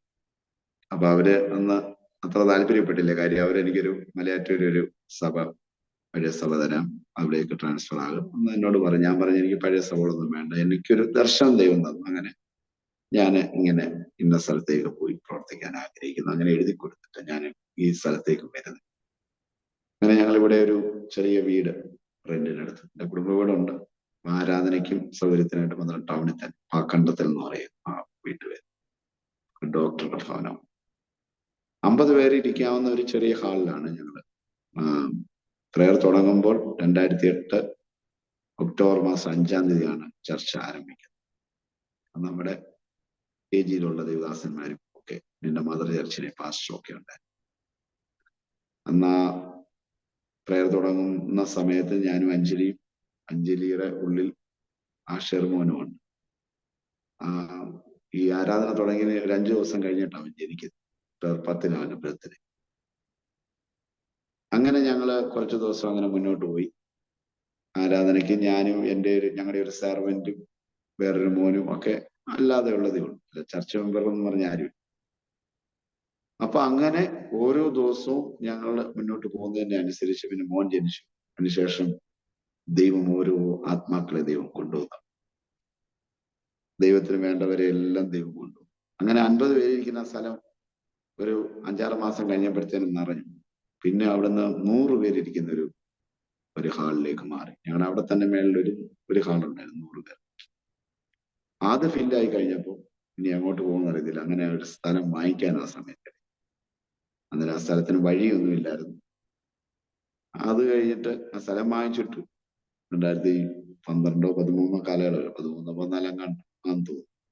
അതിനുശേഷം 200 പേരിരിക്കാവുന്ന ഒരു ഹാളിലേക്ക് ഞങ്ങളുടെ ആരാധന സ്ഥലം.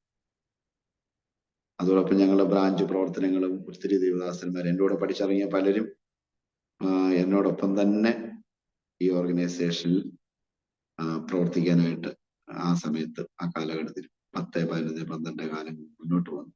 ഒറീസയിലും അതുപോലെ കോയമ്പത്തൂരും എന്ന് വേണ്ട ഒരുപാട് സ്ഥലങ്ങളിൽ സഹോദരങ്ങൾ പ്രവർത്തനത്തിനായിട്ട് മുന്നോട്ട് പോകുന്നു. അത് വളരെ ശക്തമായിട്ട് ആ പ്രവർത്തനങ്ങളെല്ലാം മുന്നോട്ട് പോകും. അപ്പോൾ ഒരുപാട് യാത്ര ചെയ്യാൻ ഒറീസയിലും ഹിമാചലിലും എന്ന് വേണ്ട ആന്ധ്രാപ്രദേശിലും തമിഴ്നാട്ടിലും അന്ന് ഫുള്ള് യാത്രകളാണ്. എത്രമാത്രം കർത്താവിനോട്, പിന്നെ പുള്ളിക്കാരിക്ക് കൺവെൻഷൻ അങ്ങനെ കാര്യങ്ങൾ, മീറ്റിങ്ങുകൾ, ഫുള്ള് യാത്രകളാണ്. എത്രമാത്രം കർത്താവിന് വേണ്ടി ഓടാമോ അത്രമാത്രം ഓടി. 2008 അന്ന് പുള്ളിക്കാരിക്ക് 26 വയസ്സേ ഉള്ളൂ. അന്ന് അമേരിക്കയിലെ PCNAC-ന്റെ കോൺഫറൻസ് അറ്റ്ലാന്റയിലാണ് നടക്കുന്നത്. അറ്റ്ലാന്റയിൽ ലേഡീസിനെ പ്രതിനിധീകരിച്ച് പുള്ളിക്കാരി അന്ന് ആ കോൺഫറൻസിന് അറ്റൻഡ് ചെയ്യാനാണ്. അപ്പം ചെറുപ്പ കാലയളവിൽ തന്നെ കർത്താവിന് വേണ്ടി ദൈവം പുതു വഴികൾ പോകാനും പ്രസംഗിക്കാനും ഒക്കെ അവസരങ്ങളുണ്ടായി. UK-യിലെ MBA-യുടെ കോൺഫറൻസ് എന്ന് വേണ്ട അന്ന് കിട്ടുന്ന അവസരങ്ങളിലൊക്കെ ഞങ്ങളുടെ ഒരു നിരന്തരമായ വലിയൊരു സന്തോഷമുള്ള ഒരു സംഭവം. ഞാൻ 14-15 കാലയളവിൽ ഓൺലൈനിലൂടെ ദൈവവചനം പഠിപ്പിക്കാനായിട്ട് അവസരമുണ്ടായി. അങ്ങനെ ഇസ്രായേലിലുള്ള ഞങ്ങളുടെ ഒരു ആന്റി മറിയാമ്മ എന്ന് പറയും, ഇപ്പം ഞങ്ങളുടെ നാട്ടിൽ തന്നെ ഉണ്ട്. അപ്പൊ ആന്റി ഇതുപോലെ ഓൺലൈൻ ക്ലാസ് രാത്രി, ഇവിടുത്തെ സമയം 12 മണി 1 മണിയൊക്കെ ആകുമ്പോഴാണ്. അപ്പൊ ഈ ഓൺലൈനിലൂടെ ഒരുപാട് പേര് ദൈവവചനം കേൾക്കും. ഇസ്രായേലിൽ ജോലിക്ക് വന്നിട്ടുള്ള ഒത്തിരി സഹോദരങ്ങൾ, മലയാളി സഹോദരങ്ങൾ, അവർക്ക് ഇങ്ങനെ ക്ലാസ് എടുത്ത് ഒരു ദിവസം എന്നോട് പറഞ്ഞു, ഇവരെ ഒന്ന് സ്നാനപ്പെടുത്തണം, വരാം. ഞാൻ പറഞ്ഞു അതിനെന്താ വരാം. അങ്ങനെ ഇവിടുന്ന് ഇസ്രായേലിന് പോയി യോർദാൻ നദിയിൽ അന്ന് വിശ്വാസത്തിലേക്ക് വന്ന ആ സഹോദരങ്ങളെയൊക്കെ അവളെ സ്നാനപ്പെടുത്തി. അങ്ങനെ പിന്നെ രണ്ടാമത്തെ പ്രാവശ്യം വീണ്ടും ഞാൻ അഞ്ജലിയും കൂടെ ഒരുമിച്ച് വീണ്ടും ഇസ്രയേലിന് പോയി. അങ്ങനെ ജോർദാൻ നദിയിൽ വീണ്ടും ചില പ്രിയമുള്ളവരെ സ്നാനപ്പെടുത്തി. അങ്ങനെ നല്ലൊരു പ്രയർ ഗ്രൂപ്പ്. ഞങ്ങൾ അവിടെ ചെല്ലുമ്പോൾ ഒരു പ്രാവശ്യം ടെല്ലവീവിലായിരുന്നു മീറ്റിംഗ് നടന്നത്, പിന്നീട് ഒരു പ്രാവശ്യം ജെറുസലേമിലായിരുന്നു. അപ്പം ഇസ്രായേൽ കാണാനും ആ സമയത്ത് പറ്റി. ഒരു നല്ല ആത്മീയ അനുഭവങ്ങൾ ഉണ്ടാകാനിടയായി. അങ്ങനെ കർത്താവിന് വേണ്ടി എവിടെല്ലാം ഓടാമോ, എവിടെല്ലാം പോകാമോ, ഇങ്ങനെയൊക്കെ ദൈവം ആ കാലഘട്ടത്തിൽ വളരെ ഇപ്പൊ ഈ യാത്രകളിലെല്ലാം, ഈ പോകുമ്പോഴെല്ലാം, ഈ സ്പീഡിൽ ഓടുമ്പോഴെല്ലാം ഞങ്ങൾക്ക് രണ്ടുപേർക്കും ബോധ്യമായ ഒരു കാര്യമുണ്ട്. അത് ഒരു കാര്യം എന്തായിരുന്നു, ഞാൻ ഒരു ദിവസം എന്റെ പ്രാർത്ഥനാ മുറിയിൽ, എന്റെ ഓഫീസിൽ ഞാൻ ഇങ്ങനെ ഇരുന്ന് പ്രാർത്ഥിച്ച് അങ്ങനെ അങ്ങ് ഉറങ്ങിപ്പോയി. കുറച്ച് കഴിഞ്ഞപ്പോൾ എൻ്റെ ഞാനൊരു സ്വപ്നം കാണുക. ഞാൻ ഒറ്റയ്ക്കായിപ്പോയി. അഞ്ജലിയും ആഷേറും ഈ ലോകം വിട്ട് കടന്നു. അപ്പൊ ഞാൻ ഒറ്റയ്ക്കായിട്ടുള്ള ഒരു ഓട്ടമാണ് പിന്നെ എന്നെ കാണിക്കുന്നത്. അപ്പൊ എന്റെ ഹൃദയത്തിൽ ഭയങ്കര പെയിൻ, ഭയങ്കര മരണവേദന നടന്നു. അപ്പൊ ഞാൻ അവിടുന്ന് എഴുന്നേറ്റ് ബെഡ്റൂമിൽ ചെന്നു. അപ്പൊ ഇവർ രണ്ടുപേരും ഉറങ്ങുകയാണ്. അപ്പൊ ഞാൻ തട്ടി പിടിച്ചപ്പോൾ ഞാൻ ഇങ്ങനൊരു പേടിക്കുന്ന ഒരു കാഴ്ച. അതുകൊണ്ട് അച്ഛൻ അത് തോന്നിയായിരിക്കും, പോയി കിടന്നുറങ്ങാൻ. എന്റെ ഹൃദയത്തിലേക്ക് പെട്ടെന്ന് ഉണ്ടായി. അത് എൻ്റെ ഈ ജീവിതത്തിൽ ഒരു ആദ്യ അനുഭവമായിട്ട്. അപ്പൊ ഞങ്ങളുടെ ഈ മെസ്സേജുകളെല്ലാം അന്ന് മുതലുള്ള അഞ്ജലിയുടെ മെസ്സേജ് ആണെങ്കിൽ യൂട്യൂബിൽ നോക്കിയാണ് ഞങ്ങൾ കൂടുതലും പ്രസംഗിക്കുന്നത് മരണാനന്തര ജീവിതത്തെക്കുറിച്ചും, നിത്യതയെക്കുറിച്ചും, തേജസ്കരണത്തെക്കുറിച്ചും, നീതീകരണത്തെക്കുറിച്ചും, കർത്താവിന്റെ രണ്ടാം വരവിനെ കുറിച്ചും, നിത്യതയെക്കുറിച്ചും ഒക്കെയുള്ള പുനരുദ്ധാനത്തെക്കുറിച്ചും ഒക്കെയുള്ള മെസ്സേജുകൾ. അപ്പൊ ഈ മെസ്സേജുകളൊക്കെ ഇത് അഞ്ജലിയുടെ മരണത്തിന് ശേഷം എന്നോട് ഒരാൾ ചോദിച്ചൊരു ചോദ്യം, പാസ്റ്ററും ആന്റിയൊക്കെ ഇങ്ങനെ എപ്പോഴും മരണത്തിനപ്പുറമായിട്ടുള്ള ജീവിതം, നിത്യതയെക്കുറിച്ചും ദൈവത്തിന്റെ ഇങ്ങനെയുള്ള കാര്യങ്ങളെ കുറിച്ചാണല്ലോ കൂടുതൽ പ്രസംഗിച്ചത്. അപ്പം അതുകൊണ്ടായിരിക്കാം ദൈവദാസി കുഞ്ഞുമൊക്കെ നേരത്തെ പോയത്. അപ്പൊ അതുകൊണ്ട് ഇനിയും ഭൗതികമായ കുറച്ച് കാര്യങ്ങളിലൂടെ പ്രസംഗിക്കണമെന്ന് എന്നോട് ഞാൻ പറഞ്ഞു. അങ്ങനെ ഭൗതികമായ കാര്യങ്ങൾ പ്രസംഗിക്കാനായിരുന്നെങ്കിൽ എന്റെ ആവശ്യമില്ല. ഒരു മോട്ടിവേറ്ററെ കൊണ്ട് നമ്മളിപ്പോ എത്രയോ പേര് നല്ല മോട്ടിവേഷൻ ക്ലാസ്സിൽ വരും. എനിക്ക് സുവിശേഷത്തിന്റെ ആവശ്യമില്ല.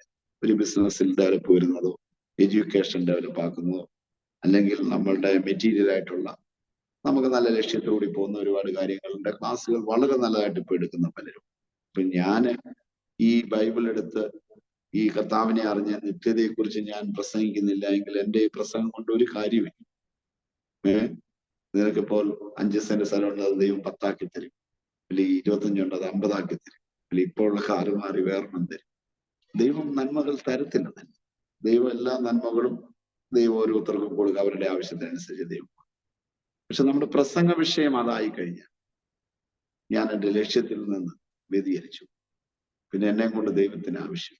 അപ്പൊ അതുകൊണ്ട് മെറ്റീരിയൽ ആയിട്ടുള്ള കാര്യങ്ങൾ പാസ്റ്റർ കാറില്ലയോ എന്ന് ചോദിക്കും, ഇതെല്ലാം ഉണ്ട്. പക്ഷെ ഇതല്ല എൻ്റെ പ്രസംഗ വിഷയം. ഇത് നമ്മൾ എല്ലാവരും യാത്രയ്ക്ക് ഒരു വെയിറ്റിംഗ് ഷെഡിൽ നിൽക്കുന്ന പോലെ ഉള്ളൂ. വെയിറ്റിംഗ് ഷെഡിൽ നിന്ന് വണ്ടി വരുമ്പോൾ കയറിപ്പോകും. വെയിറ്റിംഗ് ഷെഡിന്റെ കാര്യങ്ങളൊന്നും പറയാനായിട്ടില്ല.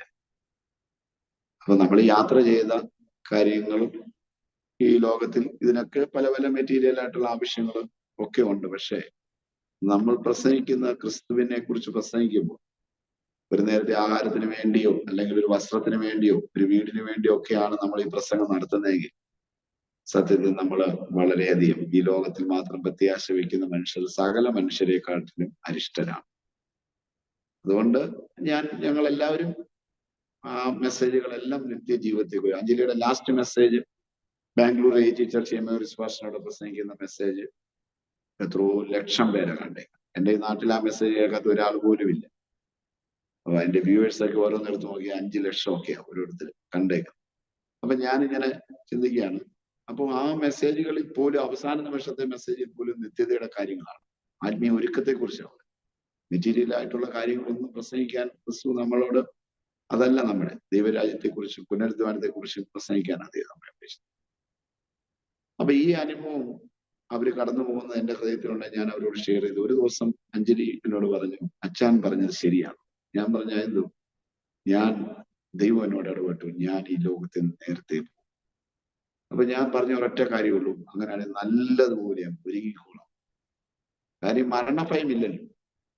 കാരണം എപ്പോഴും പുനരുദ്ധാനത്തെക്കുറിച്ചും നിത്യതയെക്കുറിച്ചും പ്രസംഗിക്കുന്ന ആൾക്കാർക്ക് അയ്യോ നാളെ മരണം വരുന്നു, അല്ലെങ്കിൽ 10 ദിവസം മുമ്പേ ലോകത്തിൽ നിന്ന് കടന്നു പോകാന്ന് പറയുമ്പോൾ നമുക്ക് ഒരു ഫീലിംഗ് ഉണ്ടാവുന്നത്. കാര്യം മരണം എന്ന് പറയുന്ന ഒരു വിഷയമുള്ള കാര്യം, ഒരു യാത്രയ്ക്ക് പോകുന്നവര്. അത് നല്ലതുപോലെ അങ്ങ് ഒരുങ്ങിക്കോണം. അത് പുള്ളിക്കാരിക്ക് ബോധ്യമായ ഒരു കാര്യമാണ്, എനിക്കും ബോധ്യമായ കാര്യമാണ്. ദൈവം പലരിലൂടെയും ഈ ലോകം വിട്ട് നേരത്തെ കടന്നു പോകുന്ന ദൈവം സംസാരിച്ചത് അതിന്റെ ഏറ്റവും അടിസ്ഥാനപരമായ കാര്യമാണ്. അല്ലെങ്കിൽ ആ മരണം സംഭവിക്കുമെന്ന് ഉറപ്പാക്കിയ ഒരു ദർശനമുണ്ട്. അത് മരണത്തിന് 5 or 6 ദിവസം മുമ്പ് നമ്മുടെ ചർച്ചിൽ, എൻ്റെ ചർച്ചിൽ തന്നെ ഒരു സിസ്റ്റർ ഒരു ദർശനം കണ്ടിരുന്നു. ആ ദർശനം എന്ന് പറയുന്നത്, അഞ്ജലി ആ വീട് വിസിറ്റ് ചെയ്യാൻ പോയപ്പോൾ ചർച്ചിലെ ഒരു മോളുമായിട്ട് പോയി. പറഞ്ഞു, അഞ്ജലി സിസ്റ്ററെ ഞാനൊരു ദർശനം കണ്ടു. പറഞ്ഞു, എന്തായിരുന്നു സഹോദരി? അത് നമ്മുടെ ചർച്ചിൽ എല്ലാവരും ചേർന്ന്, എല്ലാവരും ഉണ്ട്, ഒരു വിജനമായ പ്രദേശത്ത് 2 കുഴി വെട്ടി 2 തൈ നടുന്നു. അപ്പം അഞ്ജലി ചോദിച്ചു, സുലോചന എന്നാ പുള്ളിക്കാരിയുടെ പേര്, എന്നെയും കണ്ടു എന്ന് ചോദിച്ചു. അന്നേരം പറഞ്ഞു, സിസ്റ്ററെ ഞാൻ കണ്ടില്ല, പാസ്റ്ററെ ഞാൻ കണ്ടു, 2 തൈ പ്രാർത്ഥിച്ചു നട്ടു. അപ്പൊ ഞാൻ അച്ഛനോട് ചോദിച്ചിട്ട് ഇത് ആൻസർ പറയാം. അപ്പൊ അന്ന് സന്ധ്യാപ്രാർത്ഥന സമയത്ത് അഞ്ജലിയുണ്ട്, ആശയമുണ്ട്, എല്ലാവരും ഇരുന്നപ്പോ എന്നോട് പറഞ്ഞു, അച്ഛാ നമ്മുടെ ചർച്ചിലെ ആ മരണത്തിന് 5 or 6 ദിവസം ഇതുപോലെ നമ്മുടെ സഹോദരി ഒരു ദർശനം കണ്ടു. നമ്മുടെ ചർച്ചുകാരെല്ലാവരും കൂടെ ചേർന്ന് പ്രാർത്ഥിച്ച് 2 കുഴി വെട്ടി 2 തൈ നടുന്നു. എന്താ അച്ഛൻ എന്റെ അർത്ഥം? അപ്പൊ എന്റെ മനസ്സിൽ ഈ കുഴി വെട്ടി തൈ നടന്നു എന്ന് പറയുമ്പം ഞാൻ പറഞ്ഞു, ഒരു തൈ ആയിരുന്നെങ്കിൽ പിന്നെ ഒരു ചർച്ചോ പുതിയ പ്രവർത്തനമോ മിഷനോ എല്ലാം തുടങ്ങുന്നതാണെന്ന് വ്യാഖ്യാനം. കുഴി വെട്ടി തൈ എല്ലാവരും കൂടെ വിജനമായ പ്രദേശത്തൊന്നും പറയും. അപ്പം ഇത് സെമിട്രി ആണ്, ഇത് ഫ്യൂണറൽ സർവീസ് ആണ് എന്ന് എന്റെ മനസ്സിൽ വന്നു, പുള്ളിക്കാരിയുടെ മനസ്സിൽ വന്ന് ഞങ്ങൾ ചിരിച്ചു. ഇത്രയേ ഉള്ളൂ. പിന്നെ ബാംഗ്ലൂരെ മീറ്റിങ്ങിന് പോകാനുള്ള ധൃതിയായി. അപ്പോൾ ദൈവം മുന്നമേ അറിയിച്ചോന്ന് ചോദിച്ചു കഴിഞ്ഞാൽ ഇതെല്ലാം മുന്നമേ അറിയിച്ചു. തന്റെ പ്രവാചകനായ ദാസന്മാർക്ക് വെളിപ്പെടുത്തി കൊടുക്കാതെ യഹോവ ഒരു കാര്യം ചെയ്യുകയില്ല. എല്ലാം ദൈവം നേരത്തെ അറിയിച്ചു. അതുകൊണ്ട് നമ്മൾ പ്രിപ്പയർഡ്, മാനസികമായി നമ്മൾ പ്രിപ്പയർഡ്, മാനസികമായി നമ്മൾ ഒരുങ്ങിയിരുന്നു. ഒരു ദിവസം നമ്മൾ ഇവിടുന്ന് പോകും, അല്ല ആകസ്മികമായി പെട്ടെന്ന് വന്ന് സംഭവിച്ചു എന്ന് പറഞ്ഞ് നമ്മൾ ഭാരപ്പെട്ടു പോയില്ല. മനസ്സിനെ ദൈവം ഓരോ ഘട്ടത്തിൽ ഒരുക്കിയിരുന്നു. അപ്പോൾ ബാംഗ്ലൂരിലെ മീറ്റിംഗ് നടക്കുന്നതിന് ഒരു മാസം മുമ്പ്, അതിന് ഏകദേശം ഒരു മാസം മുമ്പാണ് ഞങ്ങൾ ദുബൈയിൽ നിന്ന് വരുന്നത്. ഒരു മെയ് മാസം 5-ാം തീയതി ഇവിടെ ദുബൈയിലേക്ക് ഞങ്ങൾ രണ്ടുപേരും മീറ്റിങ്ങിന്, മെയ് അല്ല, ജൂൺ മാസം 5-ാം തീയതിയാണ് ഞങ്ങൾ ഒരു മീറ്റിങ്ങിനായിട്ട് ദുബൈയിലേക്ക്. 2018 ജൂൺ മാസം. ജൂലൈ 5-ാം തീയതി നാട്ടിൽ വരും. അപ്പൊ ഭയങ്കര മഴയാണ് നാട്ടിൽ വരുന്ന സമയത്ത്, ശക്തമായ മഴയുള്ള. അപ്പം എന്നോട് ഇവിടുന്ന് പറഞ്ഞു, പാസ്റ്ററൊക്കെ പോയ അന്ന് തുടങ്ങിയ മഴയാണ്, മഴ തീരുന്നതില്ല.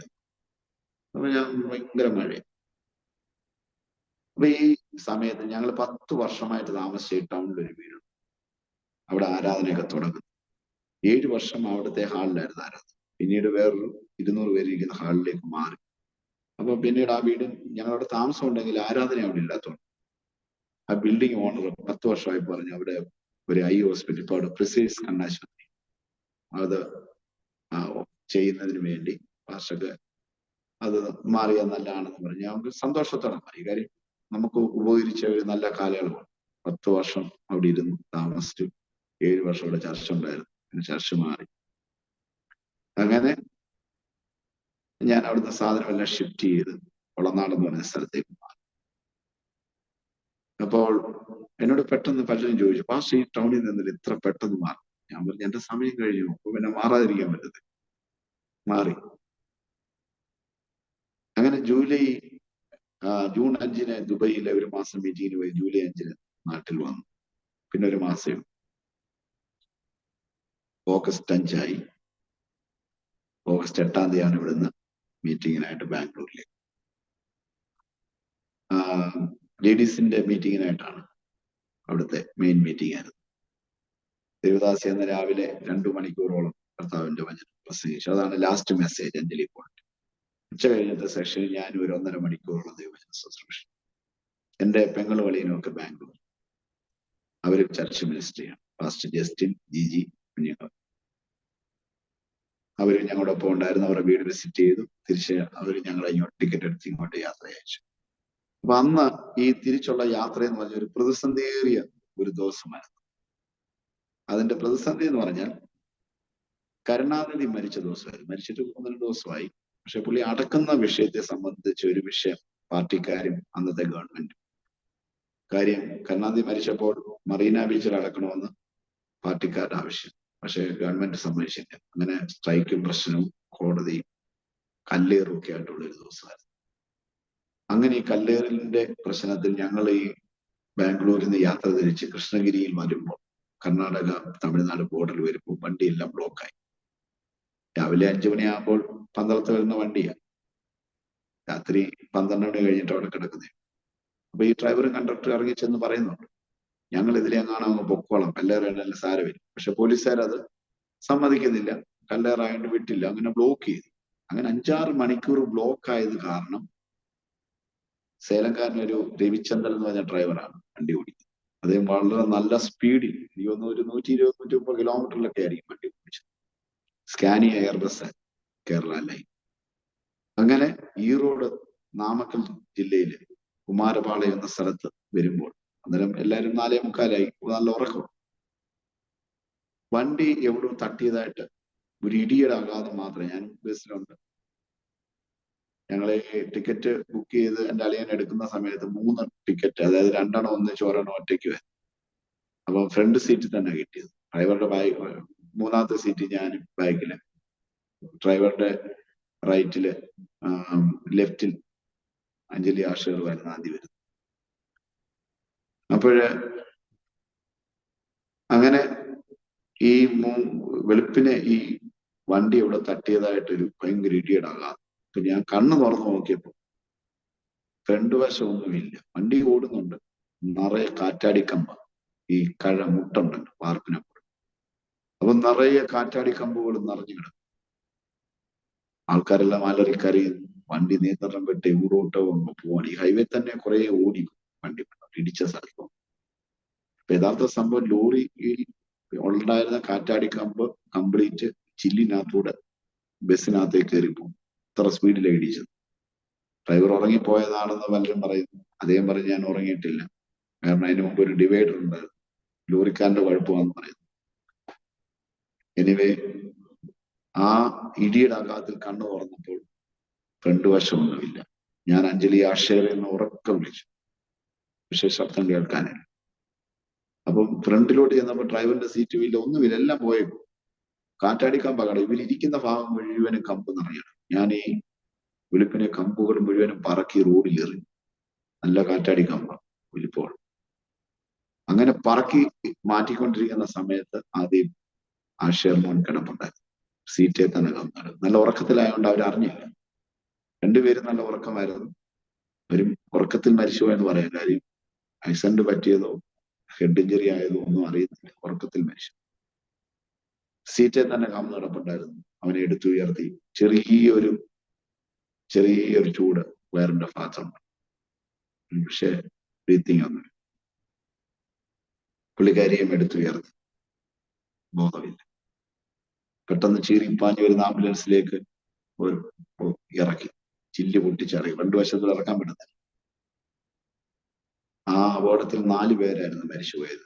അസോസിയേറ്റ് ഡ്രൈവർ ഒരു സിദ്ധാർത്ഥം എന്ന് പറഞ്ഞ ഹിന്ദു പയ്യൻ. അദ്ദേഹം നമ്മുടെ ഈ ഏരിയ തന്നെ തേക്കുതോട് എന്ന് പറഞ്ഞ സ്ഥലത്തായിരുന്നു ആ പയ്യൻ. പുള്ളിക്കാരുടെ വീട് തണ്ണിത്തോട്, ഏകദേശം അടുത്തടുത്ത സ്ഥലം തന്നെ.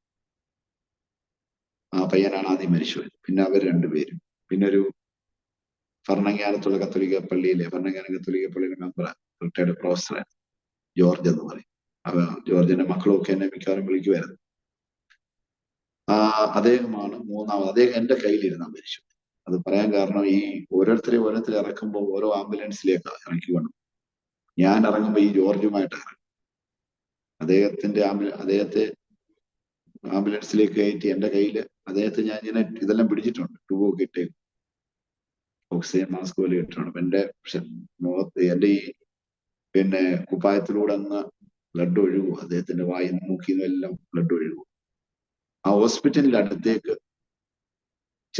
ചെല്ലുകയും ചലനം നിൽക്കുകയും ഇവിടെ ആളെന്റെ കയ്യിലിരുന്ന് മരിച്ചു. ഞാൻ ഈ സമയം, അതായത് നമ്മൾ ഈ സ്പോട്ടിൽ ഈ സംഭവം നടക്കുമ്പോൾ ഞാൻ ദൈവത്തോട് പറഞ്ഞു, ദൈവമേ എനിക്ക് ഇവർ രണ്ടുപേരെയും തിരിച്ചു തരണം. ഞങ്ങൾ ഒരുമിച്ച് വീട്ടിൽ നിന്ന് ഇറങ്ങിപ്പോയി, രണ്ടുപേരായിട്ട് ഞാൻ ഒറ്റയ്ക്കായിട്ട് അപ്പൊ തിരിച്ചു വരേണ്ടി വരുന്നത്. അതുകൊണ്ട് ഈ രണ്ടുപേരെയും എനിക്ക് ജീവൻ തിരിച്ചു തരണമേ എന്ന് ദൈവത്തോട് പ്രാർത്ഥിച്ചു. പ്രിയരെ, ഞാൻ ആ ഈറോഡ് ഹൈവേയിൽ ദൈവസന്നിധിയിൽ കർത്താവിനോട് ഈ വിഷയം പ്രാർത്ഥിക്കുമ്പോൾ കർത്താവ് പറഞ്ഞു, ഇതാണ് ആ സമയം എന്ന് പറഞ്ഞു. നിന്നോട് ഞാൻ പറഞ്ഞ സമയം ഇതാണ്. അവരുടെ ശുശ്രൂഷ തീർന്നു, അവരെ ഞാൻ കൊണ്ടുപോകും. ഇനി ബാക്കി ശുശ്രൂഷ നീ ചെയ്തോളാം. അവർ സമയം കഴിഞ്ഞു, ഞാൻ അവരെ കൊണ്ടുപോകും. അവരുടെ ശുശ്രൂഷ അവസാനിച്ചു. ഇനി ബാക്കിയുള്ള സമയം നീ ശുശ്രൂഷ എന്ന് പറഞ്ഞുകൊണ്ട് എന്റെ ഹൃദയത്തിലേക്ക് വലിയൊരു സമാധാനം ഇറങ്ങി.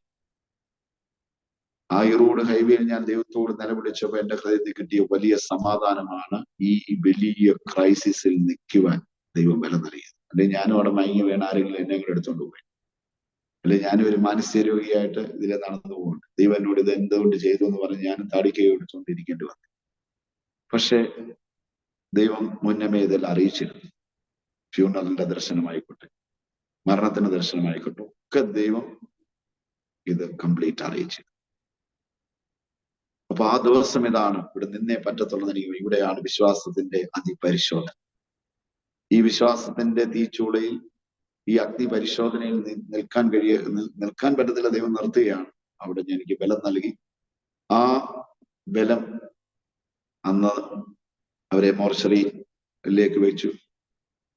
അപ്പൊ പോസ്റ്റ്മോർട്ടം ചെയ്യണമെന്ന് ഞാൻ അന്നേരം പറഞ്ഞു, ഇവർ രണ്ടിനെയും കത്തിവെക്കാൻ ഞാൻ സമ്മതിക്കത്തില്ല. അപ്പൊ പറഞ്ഞു, ഇല്ല, ഇവിടെ നിന്ന് ബോഡി കൊണ്ടുപോകണമെങ്കിൽ പോസ്റ്റ്മോർട്ടം ചെയ്യണം, ഒപ്പിട്ട് കൊടുക്കാൻ പറഞ്ഞു. 7 മണിയായപ്പോ ഞാൻ ഒറ്റയ്ക്ക് ഒപ്പിട്ട് കൊടുത്തു. വെളുപ്പിന് രാവിലെ ആരുമില്ല കൂടെ, കാരണം എല്ലാം ദൂരം 100 കിലോമീറ്റർ അപ്പുറത്ത് കിടക്കുമില്ല നമ്മുടെ ആൾക്കാരല്ലേ. എന്നെ വിശ്വാസിയെ വിളിച്ചു പറഞ്ഞു, എന്നെ അളിയനെ വിളിച്ചു പറഞ്ഞു, 12 ചർച്ച് വിളിച്ചു പറഞ്ഞു. ആ സമയത്ത് ആൾക്കാരെല്ലാരും, അന്ന് ഞങ്ങളുടെ തന്നെ ഒരു സെന്റർ ഉണ്ട് കോയമ്പത്തൂര്. ആ പാസ്റ്റേഴ്സ് ഒക്കെയാണ് ആദ്യം അവിടെ നിന്ന് വരുന്നത്. വൈകിട്ട് ഒരു 4 മണിയോടുകൂടി എല്ലാം ക്ലിയർ ചെയ്ത് ബോഡി വിട്ടു വന്നു. ഞങ്ങൾ അവിടുന്ന് നാട്ടിലേക്ക് വരികയാണ്. ഞാൻ എൻ്റെ ജീവിതത്തിലെ ഭയങ്കര ഭീകരമായ ഒരു ദിവസമാണ് ഈ 2 ബോഡിയും ഞാനും ഡ്രൈവറും വേറെ ചർച്ചിലെ ഒരു മോനും ആയിട്ട് നാട്ടിലേക്ക് വരുന്ന വഴി. കാറ്റും മഴയും അതിശക്തമായിട്ടുള്ള, പാലക്കാട് ഇങ്ങോട്ട് വരുന്ന ആ കുതിരാൻ ഭാഗത്തൊക്കെ വരുമ്പോൾ ഞാൻ ഓർക്കുന്നു എന്തോരം പ്രതിസന്ധിയേറിയ ഒരു സമയമായി. പന്തളത്ത് വന്ന് ജോസ്കോ ഹോസ്പിറ്റലിലെ മോർച്ചറി ഓടി വെച്ചു. വെളുപ്പിനെ ഇവിടെ എത്തുമ്പോൾ ഒരു 100 കണക്കിന് ആൾക്കാർ അവിടെ നിൽപ്പുണ്ട്. ഓടി വെച്ചു.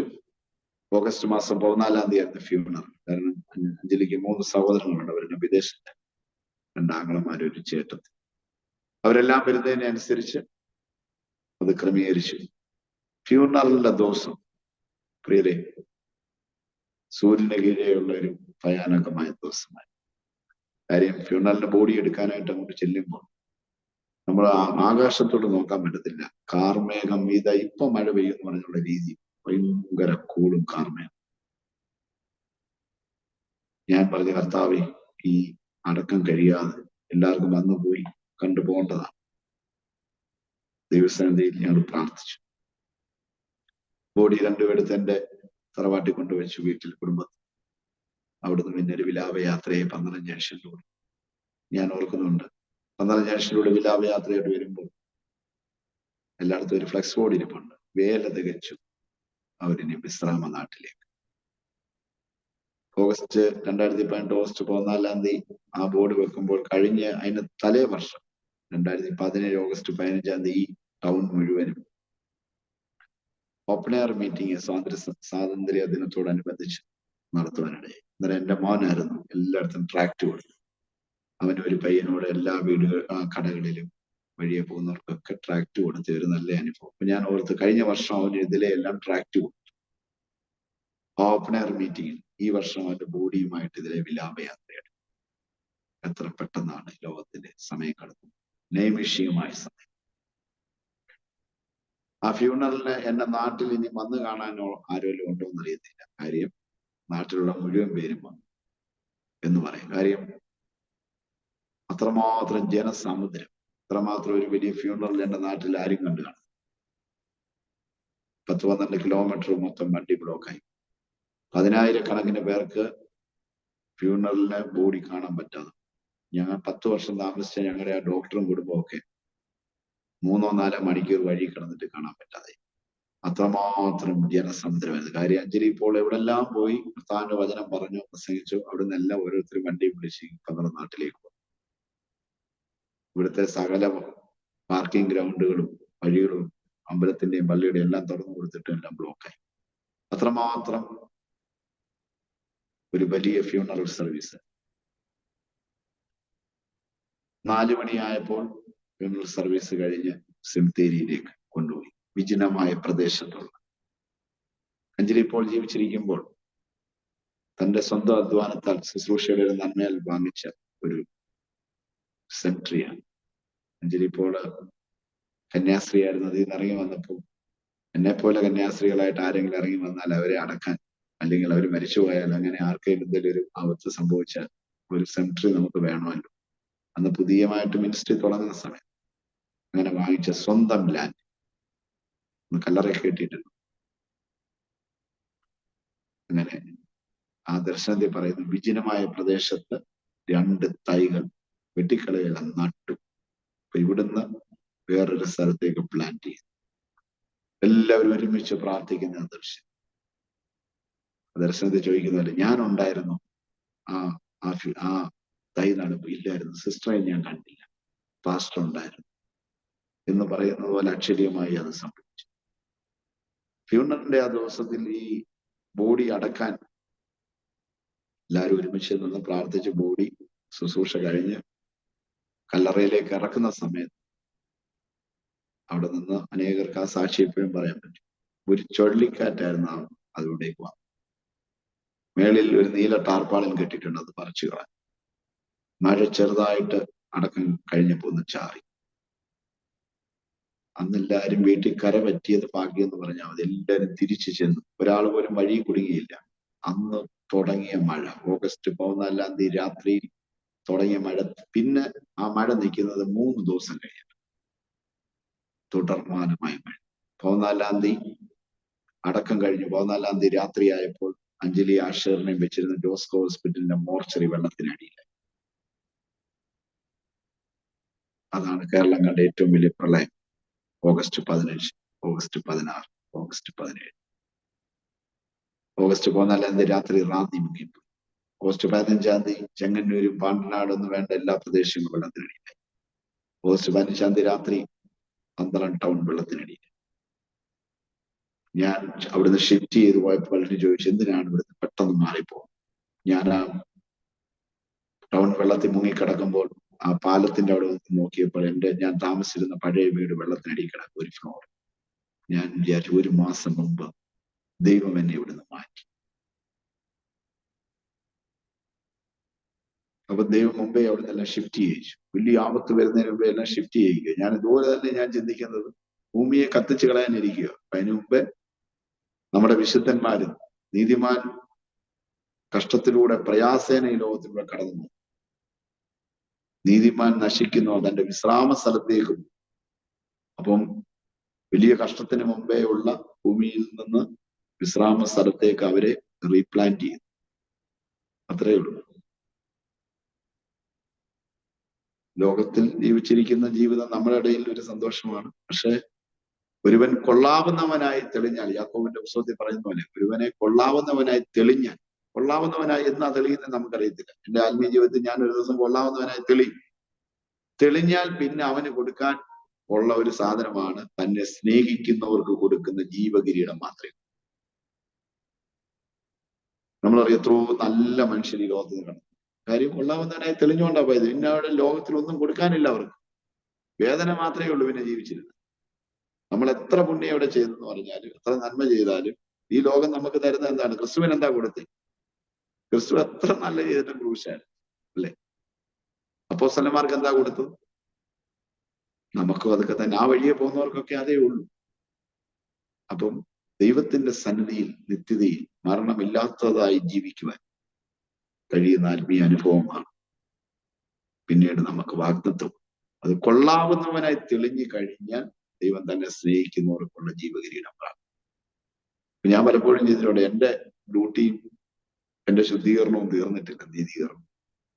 അത് ഇനിയും ഉണ്ട്. അതിനുവേണ്ടിയാണ് ഇവിടെ കിടക്കുന്നത്. അത് തീർന്നു കഴിഞ്ഞാൽ ഇവിടുന്ന് പോയി. തീർന്നിട്ടില്ല. ചിലപ്പോൾ ശുശ്രൂഷ തീരാത്തതുകൊണ്ട് ചിലപ്പോൾ ദൈവം കിട്ടിയേക്കും. ശുശ്രൂഷ തീർത്തിട്ടേ ഉള്ളൂ. അപ്പം ഒത്തിരി നാൾ ഇവിടെ ജീവിച്ചിരുന്നു എന്നതിനകത്ത് വലിയ കാര്യം. കർത്താവിനെ ആശ്വസിപ്പിക്കാൻ ഒരു വചനം പറഞ്ഞു.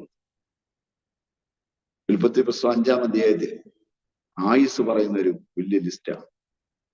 അതിനകത്ത് 969 വർഷം മെഥുസലേം ജീവിച്ചിരുന്നു. 962 വർഷം. അങ്ങനെ ഓരോ ഇയർ ഇങ്ങനെ പറയുന്നു. ആ കാലഘട്ടത്തിൽ വളരെ ആയുസ് കുറഞ്ഞ ഒരു മനുഷ്യനെ കാണുന്നു. വളരെ ആയുസ് കുറവായിരുന്നു ആ കാലഘട്ടത്തിൽ. അന്ന് 900 എന്ന് പറയുന്നത് 90 കൂട്ടി.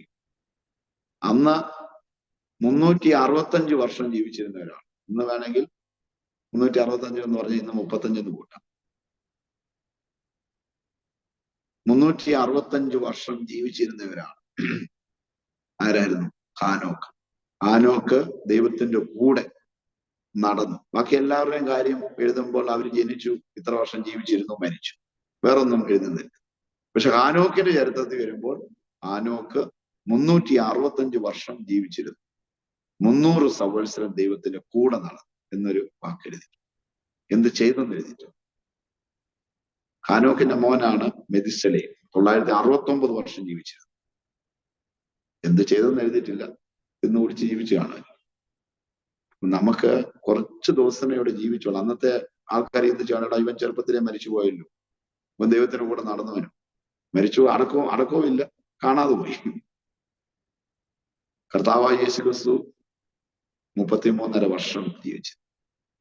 സേഫാനോസ് ഒരു പ്രസംഗം 25 വർഷം അല്ലെങ്കിൽ 25 വയസ്സെങ്ങാണ്ടേ ഉള്ളെന്നാ പറയുന്നത്. ചെറുപ്പക്കാരന്, പയ്യന് ഒറ്റ പ്രസംഗം.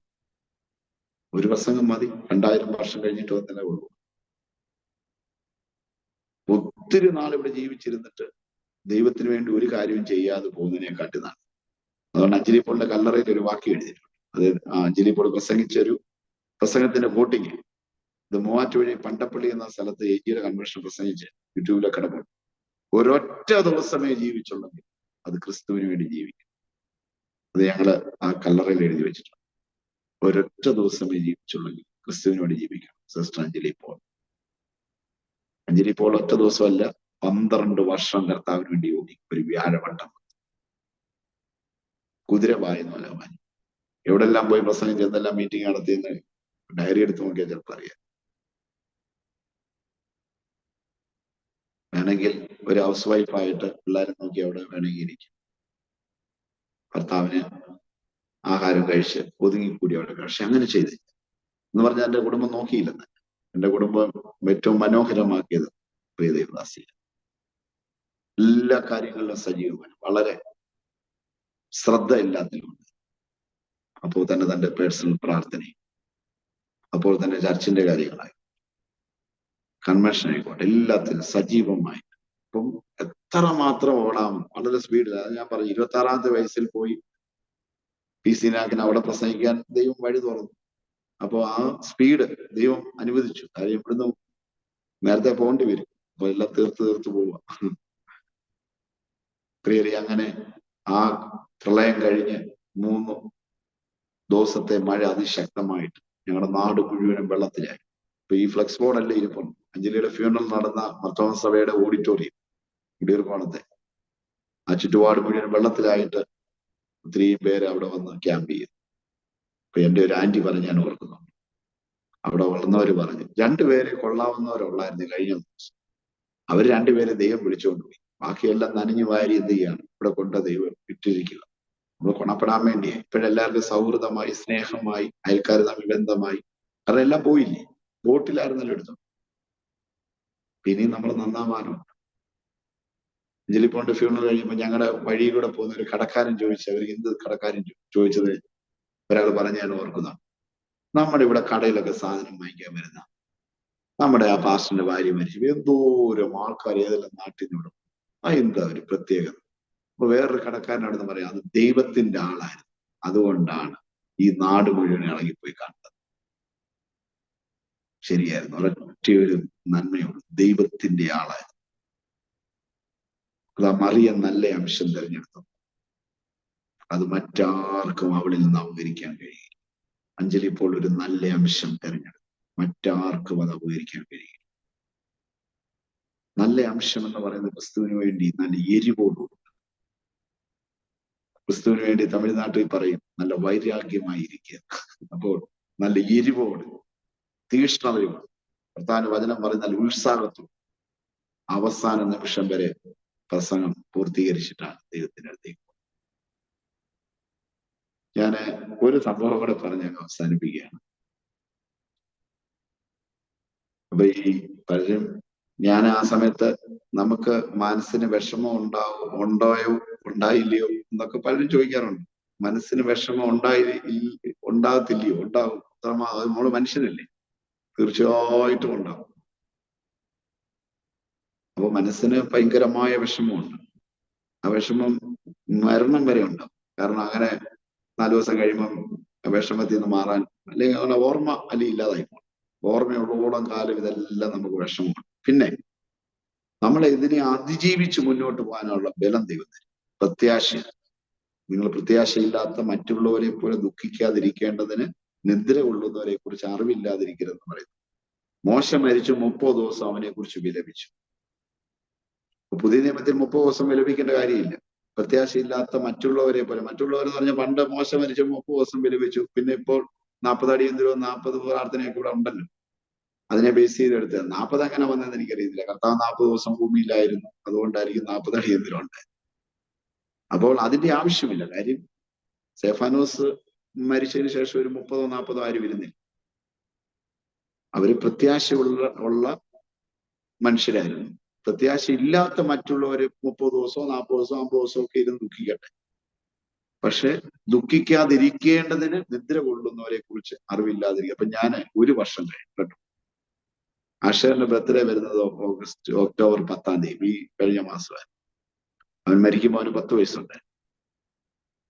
അപ്പൊ ഒരു ബർത്ത്ഡേയുടെ ദിവസമായി ആ മരണത്തിന് ശേഷം അന്ന് എൻ്റെ 2 പേര് ഞങ്ങളുടെ കുടുംബത്തിലെ മരിച്ചു. എൻ്റെ അപ്പൻ്റെ അമ്മ വല്യമ്മച്ചി, എൻ്റെ ഒരു അമ്മാച്ചൻ. അപ്പൻ്റെ അമ്മ വല്യമ്മച്ചി കത്തോലിക്ക സഭയിലാണ്. അമ്മാച്ചൻ വിശ്വാസിയായിരുന്നു, ചർച്ചകോടിന്റെ സഭയിലാണ്. അപ്പൊ ഈ ചർച്ചകോടിന്റെ സെമിറ്ററിയുടെ തൊട്ടടുത്ത് തന്നെയാണ് അഞ്ജലിപ്പോളിന്റെ ആശ്രമിന്റെ സെമിറ്ററി. അപ്പൊ അന്ന് എൻ്റെ ബന്ധുക്കളൊക്കെ പല നാടുകളിൽ നിന്ന് വന്നു ഈ അമ്മാച്ചന്റെ ഫ്യൂണറൽ.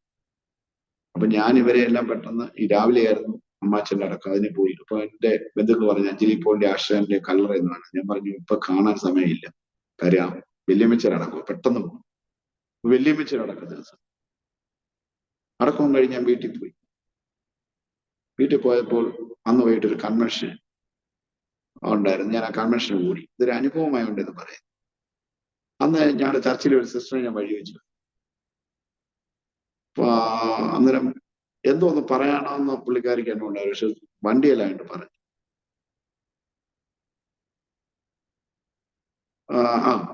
അല്ല വണ്ടിയിലായിട്ട് പറഞ്ഞില്ലെന്നല്ല, പറഞ്ഞു. എന്നോട് കൺവെൻഷന്റെ ഇടയ്ക്ക് ഇറങ്ങി വന്നപ്പോൾ എന്നോട് പറഞ്ഞു, പക്ഷെ ഇന്നത്തെ ദിവസം ഓർക്കുന്നു. ഞാൻ വിചാരിച്ചു ഇന്ന് ഞങ്ങളുടെ അമ്മാച്ചനും അമ്മയൊക്കെ അടക്കിയ. അതല്ല, ഇന്നായിരുന്നു ആഷറിന്റെ ബർത്ത്ഡേ. അയ്യോ, ഞാനത് മറന്നുപോയി. അപ്പൊ എനിക്ക് ഭയങ്കര വിഷമം, വലിയ വിഷമം തോന്നിയെന്ന് പറഞ്ഞാൽ ആ ഫ്യൂണറലിന് മനുഷ്യനല്ലേ. നമ്മള് സെമിറ്ററി അടുത്ത് ചെന്നിട്ട് അങ്ങോട്ട് ആ സെമിറ്ററിൽ ഒന്ന് കയറാൻ ബന്ധുക്കൾ പറഞ്ഞിട്ട് പോലും ഞാൻ അവരെ കൊണ്ട് കയറ്റിയില്ല. കാരണം എൻ്റെ ഉള്ളിലെ മറ്റേ ഫ്യൂണറലിന് പോകണം എന്നുള്ള തിരക്കാണ്. അപ്പൊ എനിക്ക് ഭയങ്കര വിഷമം തോന്നി. അവര് ജീവിച്ചിരുന്നപ്പോഴും എനിക്ക് ഭയങ്കര തിരക്കാണ്. മരിച്ചിട്ട് പോലും അവിടെ ആ കല്ലറയുടെ അടുത്ത് ചെന്നിട്ട് പോലും എനിക്ക് അങ്ങോട്ടൊന്ന് കയറി കാണാൻ എന്റെ മനസ്സൊരുക്കപ്പെട്ടില്ലല്ലോ, ഞാൻ ധൃതിയായി പോയല്ലോ. എനിക്ക് ഭയങ്കര വിഷമം എന്ന് പറഞ്ഞാൽ മരണ ദിവസം പോലും ഒരു വിഷമം എന്റെ മനസ്സിലേക്ക് വന്നു. ഞാൻ അങ്ങനെ ആ വിഷമിച്ച് ഞാൻ എൻ്റെ വീടിന്റെ സെറ്റിയിൽ ഇരുന്ന് ഞാൻ അവിടെ കിടന്നുറങ്ങി. വെളുപ്പിനെ ആയപ്പോൾ എന്റെ ചർച്ചിലെ ഒരു ആന്റി വിളിച്ചിട്ട് പറയാം, ഒരു കാര്യം പറയാനുണ്ടായിരുന്നു. ഞാൻ ചോദിച്ചു, എന്തോ ആന്റി?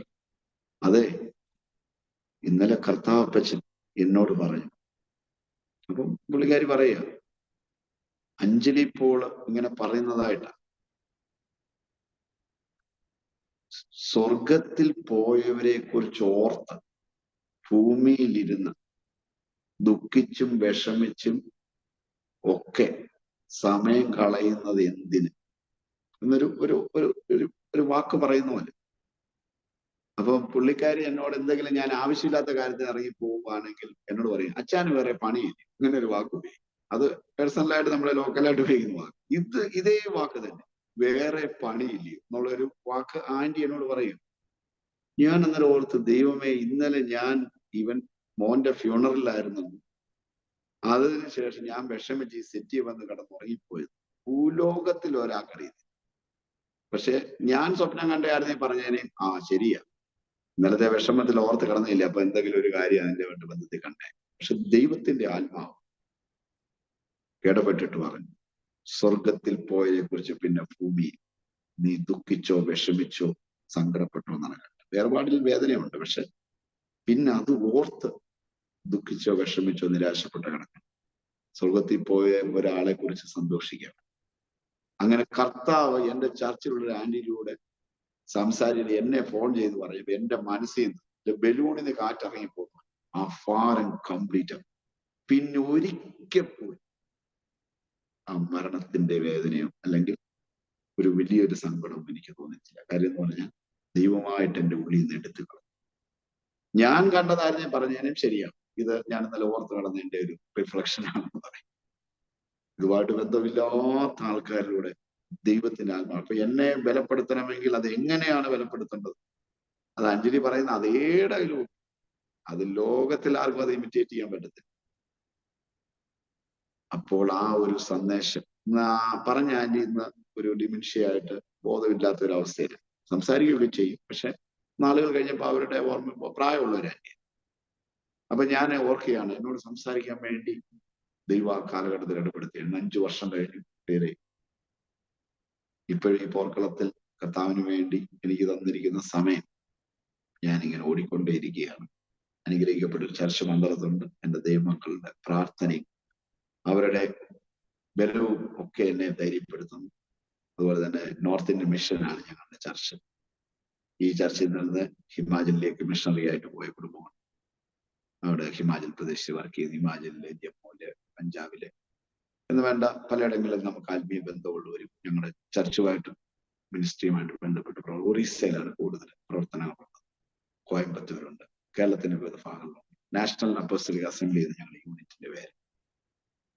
പ്രവർത്തനം അങ്ങനെ അനുഗ്രഹമായിട്ട് പോകുന്നു. ദൈവം നടത്തുന്നു. വളരെ വലിയ പ്രത്യാശയോടാണ് മുന്നോട്ട് പോകുന്നത്. നിരാശയില്ല. സമയം കഴിയുമ്പോൾ നമ്മളിവിടുന്ന് പോകേണ്ടി വരും. ഞാൻ ഒരുപാട് പ്രാവശ്യം ദൈവത്തോട് ചോദിച്ച ഒരു ചോദ്യം ഇതായിരുന്നു, എന്തുകൊണ്ടാണ് മരണം? ഞാൻ ചെയ്ത പാപം കൊണ്ടാണ്? പലരും ചോദിച്ചിട്ട് ചിന്തിച്ചിട്ടുണ്ട്, പാസ്റ്ററാണ് മഹാപാപം ചെയ്തുകൊണ്ടായിരിക്കും അമ്മയും മോനും എല്ലാം പോയത്. അപ്പൊ എന്നോട് ഞാനിങ്ങനെ കേട്ടോണ്ടിരുന്നു. ഞാൻ പറഞ്ഞു, ഞാൻ 19-20 വയസ്സിലാണ് വിശ്വാസത്തിലേക്ക് വരുന്നത്. പിന്നെ വലിയ പാപം ഒന്നും ചെയ്യാൻ ടൈം കിട്ടിയില്ല. പിന്നെ ഈ 10-21 വർഷമായി ദേവവേലയിലായി. ഈ ദേവവേലയിലായിരുന്നപ്പോ എന്റെ വിശ്വാസികളും ചർച്ചുമായിട്ടാണ് ഞാൻ പൊക്കോണ്ട്. അതിനും ഇതിന്റെ ഇടയ്ക്കൂടെ എങ്ങോട്ടും പോകാൻ കഴിഞ്ഞിട്ട്. അപ്പൊ എന്നോട് പറഞ്ഞു, കർത്താവിന് വേണ്ടി കൂടി ഒരുപാട് പേരുടെ ലിസ്റ്റ് ദൈവം എന്റെ മുന്നേ കൊണ്ടു. അവരുടെ ഭാര്യ മരിച്ചുപോയത്, മക്കള് മരിച്ചുപോയത്, അവരാരും പതറിയില്ല. വില്യം കേറിയുടെ ഒരു അനുഭവം എഴുതിയേക്കുന്നത്, അദ്ദേഹം ഇവിടെ വന്ന അതിന്റെ വൈഫ് മരിച്ചു, തകർന്നു, വേറെ നിർത്തി തിരിച്ചു പോയെന്നല്ല. അദ്ദേഹം ഒരു സെറാംപൂർ യൂണിവേഴ്സിറ്റിയുടെ അടിസ്ഥാനം ഇടാൻ കാരണമായ മനുഷ്യനായി. എത്രയോ ഭാഷയിലേക്ക് ബൈബിൾ ട്രാൻസ്ലേറ്റ് ചെയ്യും. സാധു കൊച്ചിനുപദേശിലെ മോൻ മരിച്ചു പോയപ്പോൾ സുവിശേഷം നിർത്തിപ്പോയത് അല്ലേ? ഈ പാനപാത്രം കൈ തന്ന ഞാൻ സന്തോഷത്തോടെയൊക്കെ വലിയൊരു പാട്ടുകൂടെ എഴുതി വെച്ചു. അങ്ങനെ എത്ര എത്ര എത്ര ദൈവദാസന്മാരുടെ ജീവിതത്തിൽ ഭയങ്കര മരണകരമായ അവസ്ഥകൾ പോയി അവരെ ധൈര്യപ്പെടുത്തിയ 100 കണക്കിന് ലിസ്റ്റ് എന്റെ മുന്നിൽ ദൈവം. അതറിയില്ല, ക്രിസ്തുവേശുവിൽ ഭക്തിയോടെ ജീവിക്കാൻ എല്ലാവർക്കും ഉപദ്രവമുണ്ട്. നമ്മൾ ക്രിസ്തുവിന് വേണ്ടി യഥാർത്ഥമായിട്ട് ഇറങ്ങിയതാണോ എന്നറിയാൻ ഒരുപാട് പരീക്ഷകൾ ചെയ്തു. ഒരു നേരത്തെ ആഹാരത്തിന് വേണ്ടി ഇറങ്ങിയതല്ല. അവിടെ ആഹാരത്തിന് ഒരു കുറവുമില്ല. എല്ലാം സമൃദ്ധിയായിട്ടുള്ള വീടുകളിൽ നിന്നാണ്. എല്ലാം ഉണ്ടായിരുന്നു. ഭൗതിക ലക്ഷ്യത്തിന് വേണ്ടിയല്ല, സമ്പത്തുണ്ടാക്കാൻ വേണ്ടിയല്ല. ഒരൊറ്റ ലക്ഷ്യമേ ഉണ്ടായിരുന്നു. അല്ലാതെ ഒരുപാട് സഭകൾ ഉണ്ടാക്കണമെന്ന് പോലും ലക്ഷ്യമേ. അതൊക്കെ ഇപ്പോൾ ഉള്ള മിഷന്റെ ഭാഗമായിട്ട് വന്നു. കർത്താവിന്റെ അടുത്ത് പോകണമെന്നുള്ള ഒറ്റ ആഗ്രഹമുണ്ട്. അല്ലാതെ എന്റെ ആത്മരക്ഷയ്ക്ക് വേണ്ടിയാണ് ഞാൻ. അതിനകത്ത് വേറെ ഒന്നും തന്നെ അന്നേരം ചിന്തിക്കാനില്ലാത്ത കാലം. പിന്നെ വഴി യാത്രകളിൽ പ്രവർത്തനമായി, ചർച്ചായി, പാസ്റ്ററായി, മിഷൻ ആയി, ഇങ്ങനെ ഒരുപാട് കാര്യങ്ങൾ വഴി യാത്രയിൽ ഉണ്ടായി.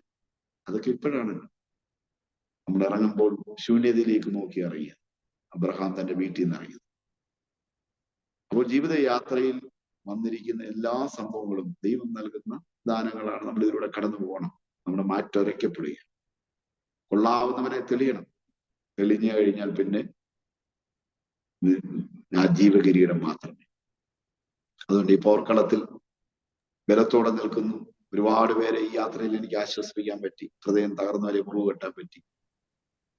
ബോധമില്ലാതെയും ഭാര്യ മരിച്ച ദുഃഖത്തിലും, ഭർത്താവ് മരിച്ച ദുഃഖത്തിലും, കുഞ്ഞുങ്ങൾ മരിച്ചുപോയ ദുഃഖത്തിലും കിടന്ന അനേകരുടെ ഹൃദയത്തെ ബലപ്പെടുത്താൻ. എന്റെ നാട്ടിലൊക്കെ എന്തെങ്കിലും പ്രശ്നം ഉണ്ടാകുമ്പോൾ ചിലർ എന്നോട് പറയാറുണ്ട്, എന്റെ ജീവിതത്തിൽ ഒരു കഷ്ടം ഉണ്ടായപ്പോൾ ഞാൻ പാസ്റ്റേ ഓർത്തത്. അത് വിശ്വാസികളല്ല, ഓർത്തഡോക്സുകാരെ, ഹിന്ദുക്കളൊക്കെ. ഞാൻ ചോദിച്ചാൽ ഓർത്ത്, അല്ല പാസ്റ്റർ ഇത്രയും പ്രശ്നത്തൂടെ പോയിട്ടും വളരെ കൂളായിട്ടാണ് ഇതിന് പോകുന്നത്. അന്നേരം ഞങ്ങളുടെ ജീവിതത്തിൽ വന്ന ഈ ഒരു വിഷയം വലുതായിട്ട് ഞങ്ങൾക്ക് തോന്നുന്നു. അപ്പൊ ഞാൻ ഓർത്ത്, ഇതിൽ കൂടുതൽ ഇനി എന്താ വേണം? കുഞ്ഞുങ്ങൾക്ക് ഒരു അസുഖം വന്നു കഴിഞ്ഞാൽ പെട്ടെന്ന് മാതാപിതാക്കന്മാർ ടെൻഷനായിരിക്കോ, ജീവിതം അവസാനിക്കാൻ പോവുകയാണോ എന്ന് ചിന്തിച്ച ഒരുപാട് പേരുണ്ട്. അന്നേരം എന്നെ ഒന്ന് ഓർത്തു. അതേ നേരം എല്ലാം പോയിട്ട് നല്ല കൂളായിട്ട് ചിരിച്ചോണ്ടല്ലേ. അപ്പൊ ഞാൻ പറഞ്ഞു വന്നത് ഇതാണ് പ്രത്യാശ. പ്രത്യാശ എന്ന് പറഞ്ഞാൽ വാടാത്ത പുഷ്പമാണ്. അത് ഒരിക്കലും നശിക്കുന്നില്ല. കർത്താവ് യേശു ഈ ലോകത്തിൽ വെച്ച് നമുക്ക് നൽകിയ പ്രതീക്ഷയേറിയ വാക്കെന്ന് പറയുന്നത് എന്താണ്? ഇവിടെ കുടുംബം തരാം, കുഞ്ഞുങ്ങൾ തരാം, നിന്റെ മക്കൾ മേശയിൽ ചുറ്റും ഒരു ദൈവം പോലെ നിൽക്കുന്നൊന്നുമല്ല. ഏറ്റവും പ്രതീക്ഷയേറിയ ഒരു വാക്കുണ്ട്. ആ വാക്ക് ഇതാണ്: എന്നിൽ വിശ്വസിക്കുന്നവൻ മരിച്ചാലും ജീവിക്കും. അതുകൊണ്ട് ആ ശിഷ്യന്മാരോട് പറഞ്ഞു, നിങ്ങളുടെ ഹൃദയം കലങ്ങിപ്പോകരുത്, ദൈവത്തിൽ വിശ്വസിക്കും. അഞ്ജലിപ്പോളിന്റെ പ്രസംഗത്തിൽ അഞ്ജലിപ്പോൾ അവസാനം പറഞ്ഞ വാക്ക് മനോരമയിൽ എഴുതി വന്ന, നിങ്ങളുടെ ഹൃദയം കലങ്ങിപ്പോകരുത്. ഞാൻ ഈ മനോരമയിൽ ഈ വാക്ക് ഇപ്പോഴും ഞാൻ എടുത്തു വെച്ചിട്ടുണ്ട്. നിങ്ങളുടെ ഹൃദയം കലങ്ങിപ്പോകരുത്. ഞാൻ ഈ മരണം കഴിഞ്ഞപ്പോ ഇത് വന്നപ്പോ ഞാൻ ചിന്തിച്ചു, ഇതാരെങ്കിലും പറഞ്ഞു കൊടുത്ത് വെറുതെ എഴുതിച്ചേരി, ഞാൻ മെസ്സേജ് കേട്ടതില്ല, ഇങ്ങനെ ഒരു വാക്ക് പറഞ്ഞിട്ടേ. എന്റെ മനസ്സിൽ ഒരുപാട് നാളാ ചിന്തയുണ്ട്. അപ്പൊ ഞാൻ അന്ന് ഈ മെസ്സേജ് പറയുമ്പോൾ ഞാൻ ഫോട്ടോ എടുത്തിട്ടുണ്ട്. പിന്നെ എന്റെ കയ്യിൽ നിന്ന് വീഡിയോ അറിയാവുന്ന ഓണായി, ഒരു 10 സെക്കൻഡേ ഉള്ളത് ഓണായി. അപ്പം ആ വീഡിയോയില് എന്താ റെക്കോർഡായെന്ന് എനിക്ക് അറിയുന്നില്ല. കാര്യം പിന്നെ ഞാനിത് ചർച്ച് ഗ്രൂപ്പിൽ സെൻഡ് ചെയ്തു. പിറ്റേ ദിവസം മുതൽ പിന്നെ ഫ്യൂണറലും പ്രളയവും പിന്നെ ഇതൊന്നും ഓൺ ചെയ്ത് നോക്കാൻ സമയം കിട്ടുന്നു. അപ്പൊ ചർച്ച് ഗ്രൂപ്പിൽ സെൻഡ് ചെയ്ത് പോയതിനകത്ത് ഈ ഒരു വീഡിയോയിൽ അഞ്ജലി ഈ പ്രസംഗത്തിൽ ഞാൻ എവിടെ പോയാലും ഒരു 2 ഫോട്ടോ എടുത്തിട്ടുണ്ട്. പിന്നെ ഇത് എവിടെ പോയെന്ന് അറിയാൻ വേണ്ടി, ഒരു ഓർമ്മയ്ക്ക് വേണ്ടി എടുത്തിരുന്നു. അപ്പൊ അഞ്ജലി എമേറിസ് പാസ്റ്റർ ചർച്ചിൽ ആ മെസ്സേജ് പറഞ്ഞുകൊണ്ടിരിക്കുന്നതിന്റെ ഇടയ്ക്ക് ഞാൻ ഫോട്ടോ എടുത്തിടയ്ക്ക് എന്റെ വീഡിയോ ക്യാമറ ഓണായി. ആ വീഡിയോ ക്യാമറ കിട്ടിയ വാക്ക് ആ വീഡിയോയിൽ ഇത്രയേ ഉള്ളൂ: നിങ്ങളുടെ ഹൃദയം കലങ്ങിപ്പോൾ, ദൈവത്തിൽ വിശ്വസിപ്പീൻ, എന്നിലും വിശ്വസിപ്പീൻ, എന്റെ പിതാവിന്റെ ഭവനത്തിൽ അനേകം വാസസ്ഥലങ്ങളുണ്ട്. ഈ വാക്കുകൾ എഴുതി കിട്ടിയ വീഡിയോ മനോരമക്കാരൻ കണ്ടിട്ട് അത് എഴുതിയത്, വലിയ ടൈറ്റിൽ എഴുതി വെച്ചു. അഞ്ജലി ഇപ്പോൾ ഒടുവിൽ പറഞ്ഞു. അപ്പൊ ഞാൻ വിചാരിച്ച ഭാഷന്മാർ ഒരു ഇതിന് പറഞ്ഞു കൊടുത്തായിരിക്കും. അഞ്ജലി ഇപ്പോൾ പറഞ്ഞതല്ല, കർത്താവ് യേശു തലേ ദിവസം മരിക്കുന്നതിന് മുമ്പ് ശിഷ്യന്മാരോട് പറഞ്ഞതാ, നിങ്ങളുടെ ഹൃദയം കലങ്ങിപ്പോരും, നാളെ എന്റെ മരണമാണ്, നാളെ നിങ്ങളുടെ ഹൃദയം ഉടയും, ഇടയനെ വിട്ടും ആളുകൾ ചെതറിപ്പോ വിശ്വാസം പതറിപ്പോവാൻ സാധ്യതയുണ്ട്. എന്നിൽ വിശ്വസിപ്പി, എന്റെ പിതാവിലും വിശ്വസിപ്പി. എന്റെ പിതാവിന്റെ ഭവനത്തിൽ ഞാൻ 12 പേരെ യെരുസലേമിൽ സെറ്റ് ചെയ്ത് ലാൻഡ് വാങ്ങിച്ചും വീടും എല്ലാം സെറ്റ് ചെയ്ത് തരാന്നല്ല. ഭൂമി ഞാൻ നിങ്ങൾക്ക് 12 ഗോത്രങ്ങളെ സെറ്റ് ചെയ്തതുപോലെ 12 ശിഷ്യന്മാരെ ഞാൻ സെറ്റ് ചെയ്ത് ഗോത്രപിതാക്കന്മാരായിട്ട് ഇവിടെ ഇരുത്താം എന്നല്ല പറഞ്ഞു. എന്റെ പിതാവിന്റെ ഭവനം അനേകം വാസസ്ഥലം. ഇവിടെ നിങ്ങൾ റീപ്ലാന്റ് ചെയ്യുക. ഇവിടെ അല്ല പരിപാടി. അതാ ലാസ്റ്റ് പറഞ്ഞ വാക്ക്. അത് കേട്ടിട്ട് എഴുതി. അപ്പൊ ഞാൻ ചിന്തിച്ചു, ഈ ഭാഗം മാത്രം എന്തുകൊണ്ട് ഞാൻ അത് എടുത്തേ? അപ്പൊ കർത്താവ് എന്നോട് പറഞ്ഞു, ഇത് നിന്റെ തിരക്കഥയല്ല, നിനക്ക് ഇഷ്ടമുള്ളത് നിനക്ക് വിചാരിച്ച ഫോട്ടോ എടുക്കാനും വീഡിയോ എടുക്കാൻ പറ്റും. ഞാൻ ചിന്തിക്കുന്നു, ഞാൻ വിചാരിക്കുന്നിടത്ത് നിന്റെ കൈ എന്റെ ഒരു ഉപകരണം മാത്രം. ആ സെന്റൻസ് മാത്രം വീഡിയോ എടുത്ത് എന്ത് ചെയ്യാണ്, അപ്ലോഡ് ചെയ്തിട്ടിരിക്കും. അപ്പൊ എന്റെ തിരക്കഥ ഞാൻ തന്നെ എഴുതി പൂർത്തീകരിക്കും. ദൈവത്തിന്റെ പദ്ധതി നോക്കി പ്രിയമുള്ളവരെ, മാനുഷ്യമൻ.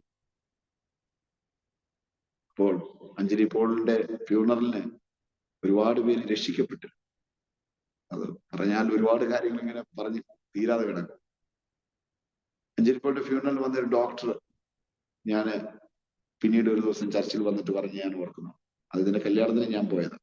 ഞാൻ അഞ്ജലി പോളിന്റെ ഫ്യൂണറലിനാണ് രക്ഷിക്കപ്പെട്ടത്. അപ്പൊ അദ്ദേഹം ഓർത്തഡോക്സുകാരായിരുന്നു. ഇതുപോലെ ഒരാൾ മരിച്ചുപോയി, എന്നാന്ന് കണ്ടിട്ട് പോകാന്ന് പറഞ്ഞിട്ട് കയറിയപ്പോൾ ഈ ഫ്യൂണറലും സംഭവം എല്ലാം കണ്ടു കഴിഞ്ഞപ്പോൾ പുള്ളി പറഞ്ഞു, കർത്താവിന് വേണ്ടി ഓടിയാൽ ഇങ്ങനെ ആയിരിക്കണം, ദൈവത്തിന് വേണ്ടി മരിക്കുക. അങ്ങനെ അവിടെ വെച്ച് കർത്താവിനെ സ്വീകരിച്ചു, രക്ഷകനായി സ്വീകരിച്ചു.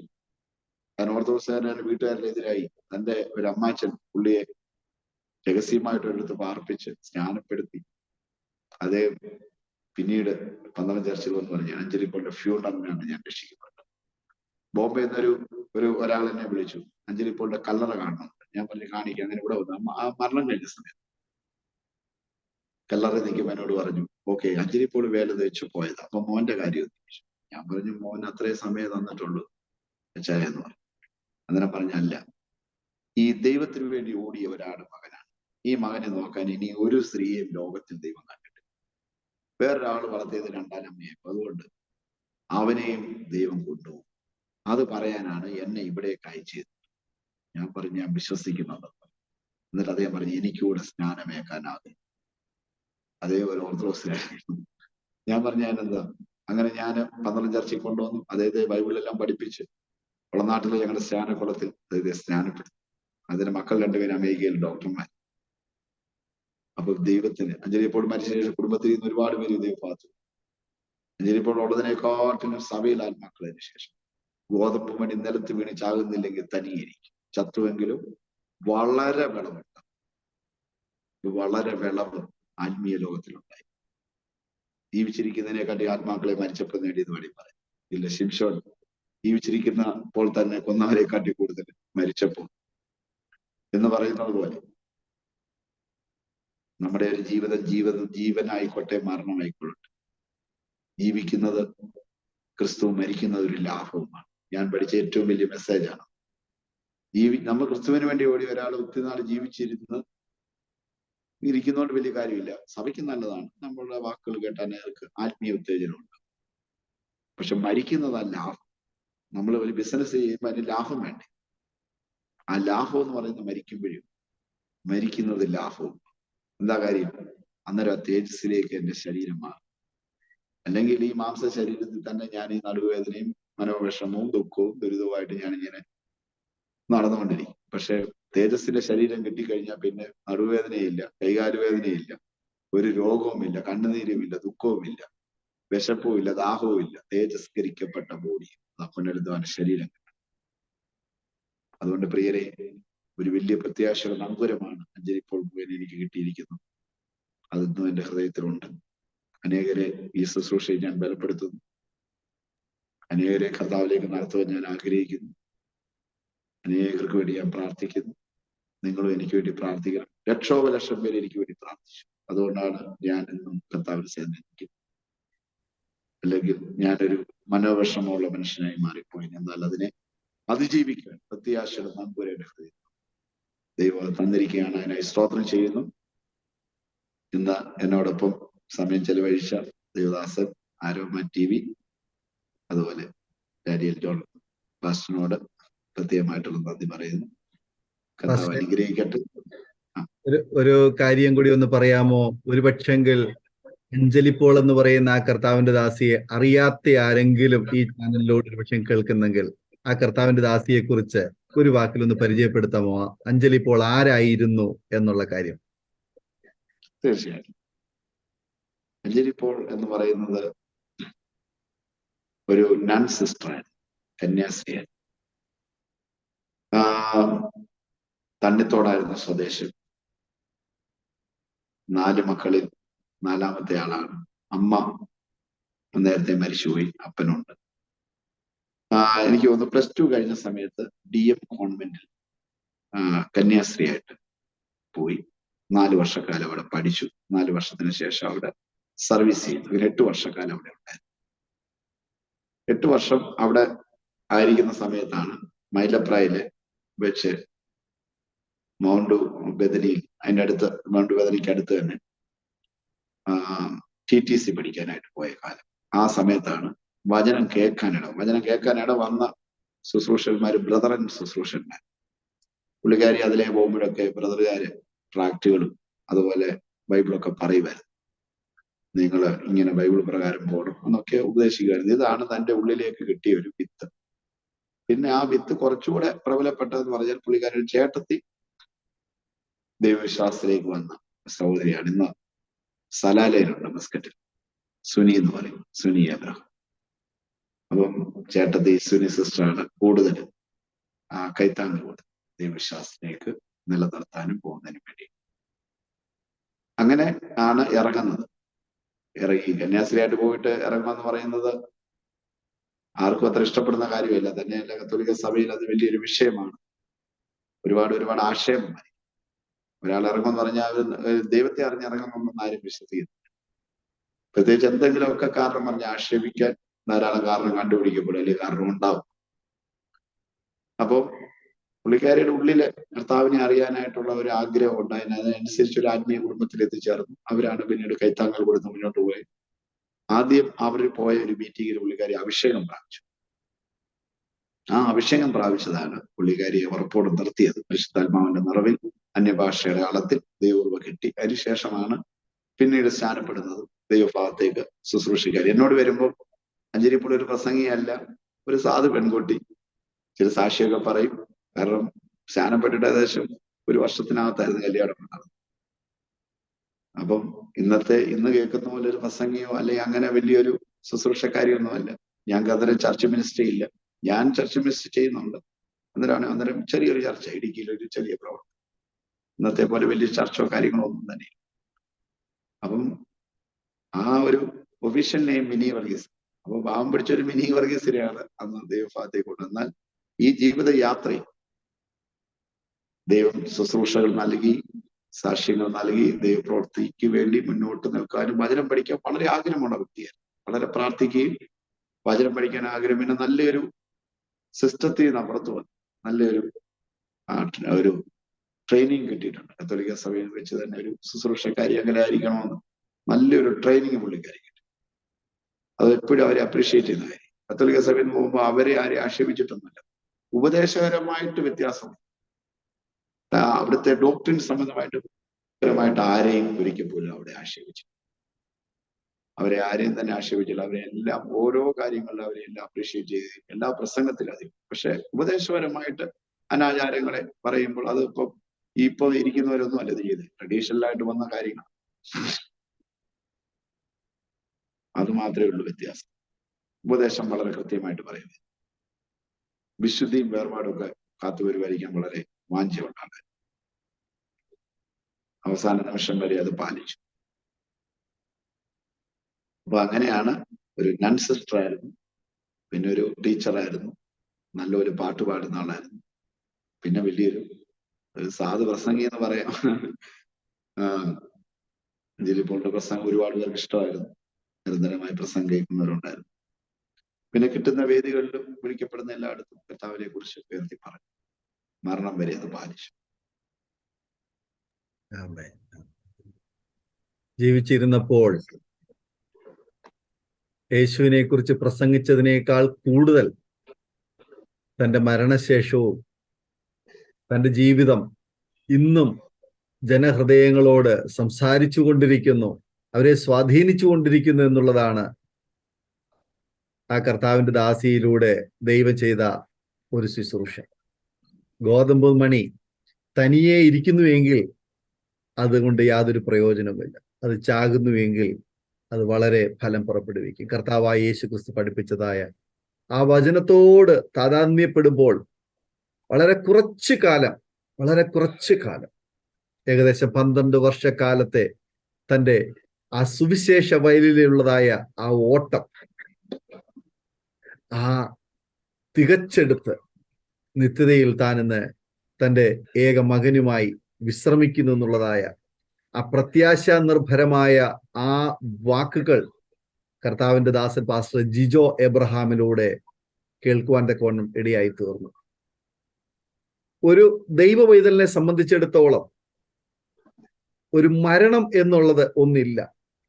ഒരുവൻ ക്രിസ്തുവിലായാൽ അവൻ പുതിയ സൃഷ്ടിയാവുകയാണ്. അവന് മരണം മാറി, അവൻ ജീവങ്കിലേക്ക് പ്രവേശിച്ചിരിക്കുന്നു. വീണ്ടും അവനൊരു മരണം എന്നൊന്നില്ല.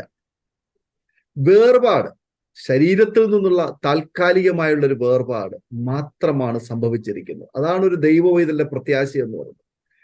ആ ഒരു പ്രത്യാശയാണ് ഈ ഭൂമിയിൽ താൽക്കാലികമായി കുറച്ച് നാൾ നാം ജീവിക്കുമ്പോൾ ഒരുപക്ഷെങ്കിൽ ആ ഒരു വേർപാട് നമുക്ക് വളരെ വേദന ഉളവാക്കുന്നതാണെങ്കിലും ആ ക്രിസ്തുവിലുള്ളതായ ആ പ്രത്യാശ ആണ് നമ്മെ പിന്നെയും ജീവിക്കുവാൻ തക്കവണ്ണം പ്രേരിപ്പിക്കുന്ന ആ ഒരു ഘടകം എന്ന് പറയുന്നത്.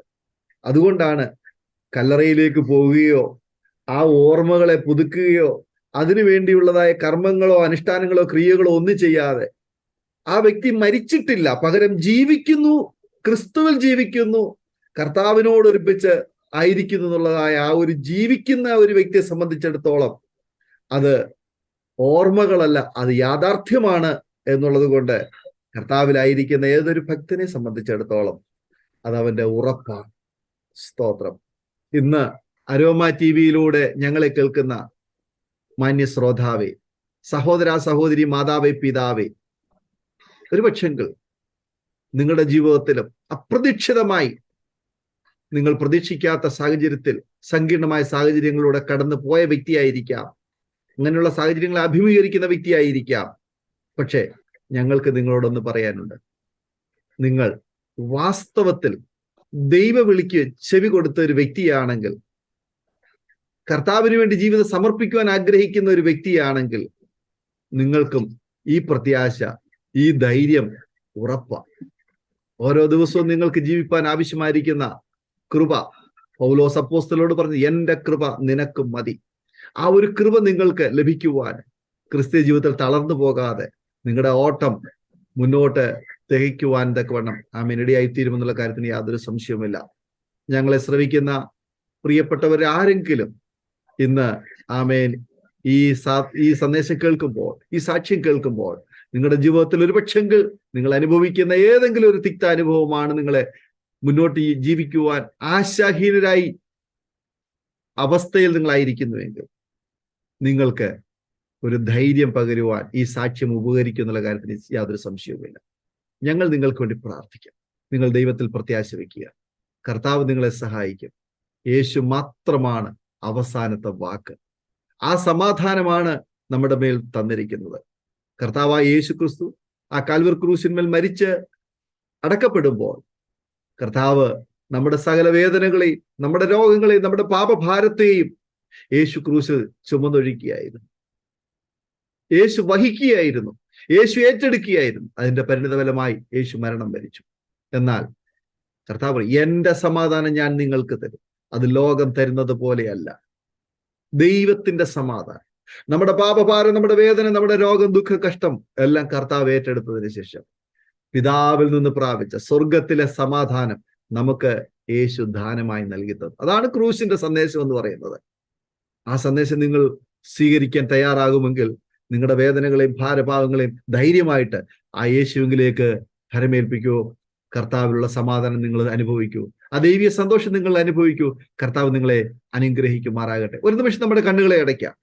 ഒരു നിമിഷം നമുക്ക് പ്രാർത്ഥിക്കാം. ഈ സാക്ഷി കേട്ടുകൊണ്ടിരിക്കുമ്പോൾ ആമേൻ ചില പ്രിയപ്പെട്ടവരുടെയെങ്കിലും കണ്ണ് നിറയുന്നുണ്ടായിരിക്കാം. ചിലരുടെയെങ്കിലും ജീവിതത്തിൽ അത് സ്പർശിച്ചിട്ടുണ്ടായിരിക്കാം. നിങ്ങളോട്, എന്നോടെന്ന പോലെ ഒരുപക്ഷെങ്കിൽ ഈ സാക്ഷി നിങ്ങളോട് ഇതിനോട് സംസാരിച്ചിട്ടുണ്ടായിരിക്കാം. അതേ പ്രിയമുള്ളവരെ, ഒരു വ്യക്തി എന്ന നിലയിലല്ല, പകരം ഒരു ദൈവ ശബ്ദം നിങ്ങൾ കേട്ടുകൊണ്ടിരിക്കുന്നു എന്നുള്ളതായ ആ ഒരു അറിവോടുകൂടി ദൈവസ്ഥലിൽ നിങ്ങൾ കണ്ണടയ്ക്കുമോ, പ്രാർത്ഥിക്കുമോ? ആമേൻ. നിങ്ങൾക്ക് വേണ്ടി ഞങ്ങൾ പ്രാർത്ഥിക്കാം. ഒരു നിമിഷം കണ്ണുകൾ അടച്ച് ഒരുമിച്ച് പ്രാർത്ഥിച്ചുകൊണ്ടിരിക്കുമ്പോൾ കർത്താവിന്റെ പാസ്റ്റർ ജിജോ എബ്രഹാം, അരോമ ടിവിയിലെ വാത്സല്യ മാന്യ ശ്രോതാക്കൾക്ക് വേണ്ടി ഒരു നിമിഷം പ്രാർത്ഥിക്കുക. നമുക്ക് പ്രാർത്ഥിക്കാം. Thank you Lord Jesus. കർത്താവെ, ദൈവസന്നിധിയിൽ ഇന്ന് ഞങ്ങൾക്ക് ഒരുമിച്ച് ഈ അരോമ ടിവിയിലൂടെ ഇന്ന് ഈ വചനം കേൾക്കുകയും ഇത് ഏതെല്ലാം സമയങ്ങളിൽ വചനം കേൾക്കുന്നുണ്ടോ, ഏത് കാലഘട്ടങ്ങളിൽ ഈ വചനം കേൾക്കുന്നുണ്ടോ, അന്നേരം എല്ലാം ഇത് ശ്രവിക്കുകയും കേൾക്കുകയും ചെയ്യുന്ന എല്ലാവരെയും ഞങ്ങൾ ഓർത്ത് പ്രാർത്ഥിക്കുന്നു. കർത്താവെ, ദിവ്യമായ ഒരു സമാധാനം അവർക്കുണ്ടാവും. ഈ ലോകത്തിൽ മാത്രം പ്രത്യാശ വെച്ചിരിക്കുന്ന മനുഷ്യരുടെ ബുദ്ധിയല്ല, അതിനെ സകല ബുദ്ധിയെ കവിയുന്ന ഒരു ദൈവ സമാധാനം അവരുടെ ഹൃദയത്തിൽ വാഴട്ടെ. കർത്താവായ യേശുവിന്റെ നാമത്തിൽ ഈ ദിവ്യ വെളിച്ചം അവരുടെ ഉള്ളിലേക്ക് വരട്ടെ.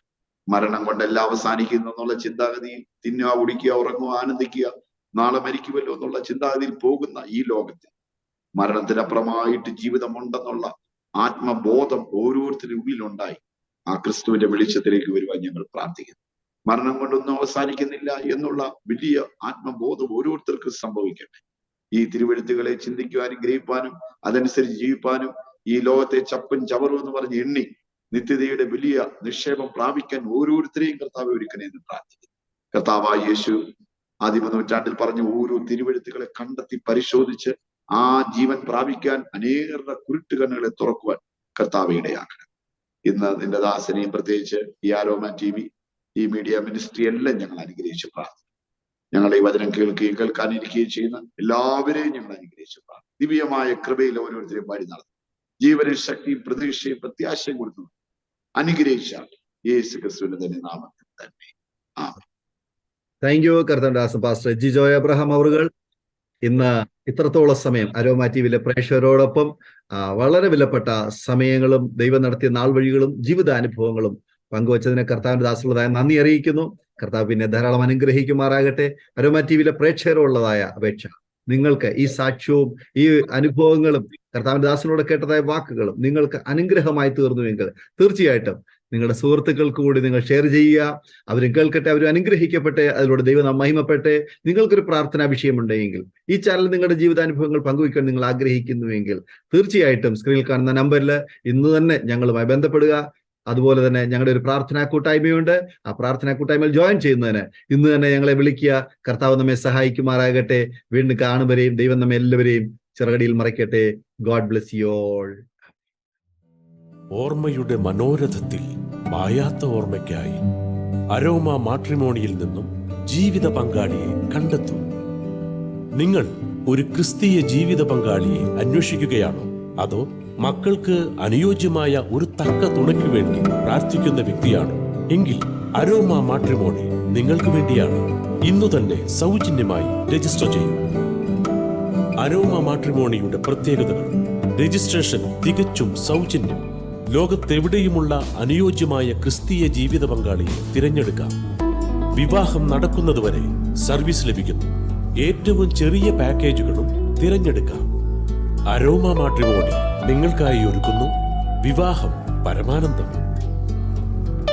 വാട്സപ്പ് ഫോർമാറ്റിനും കൂടുതൽ വിവരങ്ങൾക്കും ബന്ധപ്പെടേണ്ട mobile number: India 8759592020. Email aromamatrimony2020@gmail.com.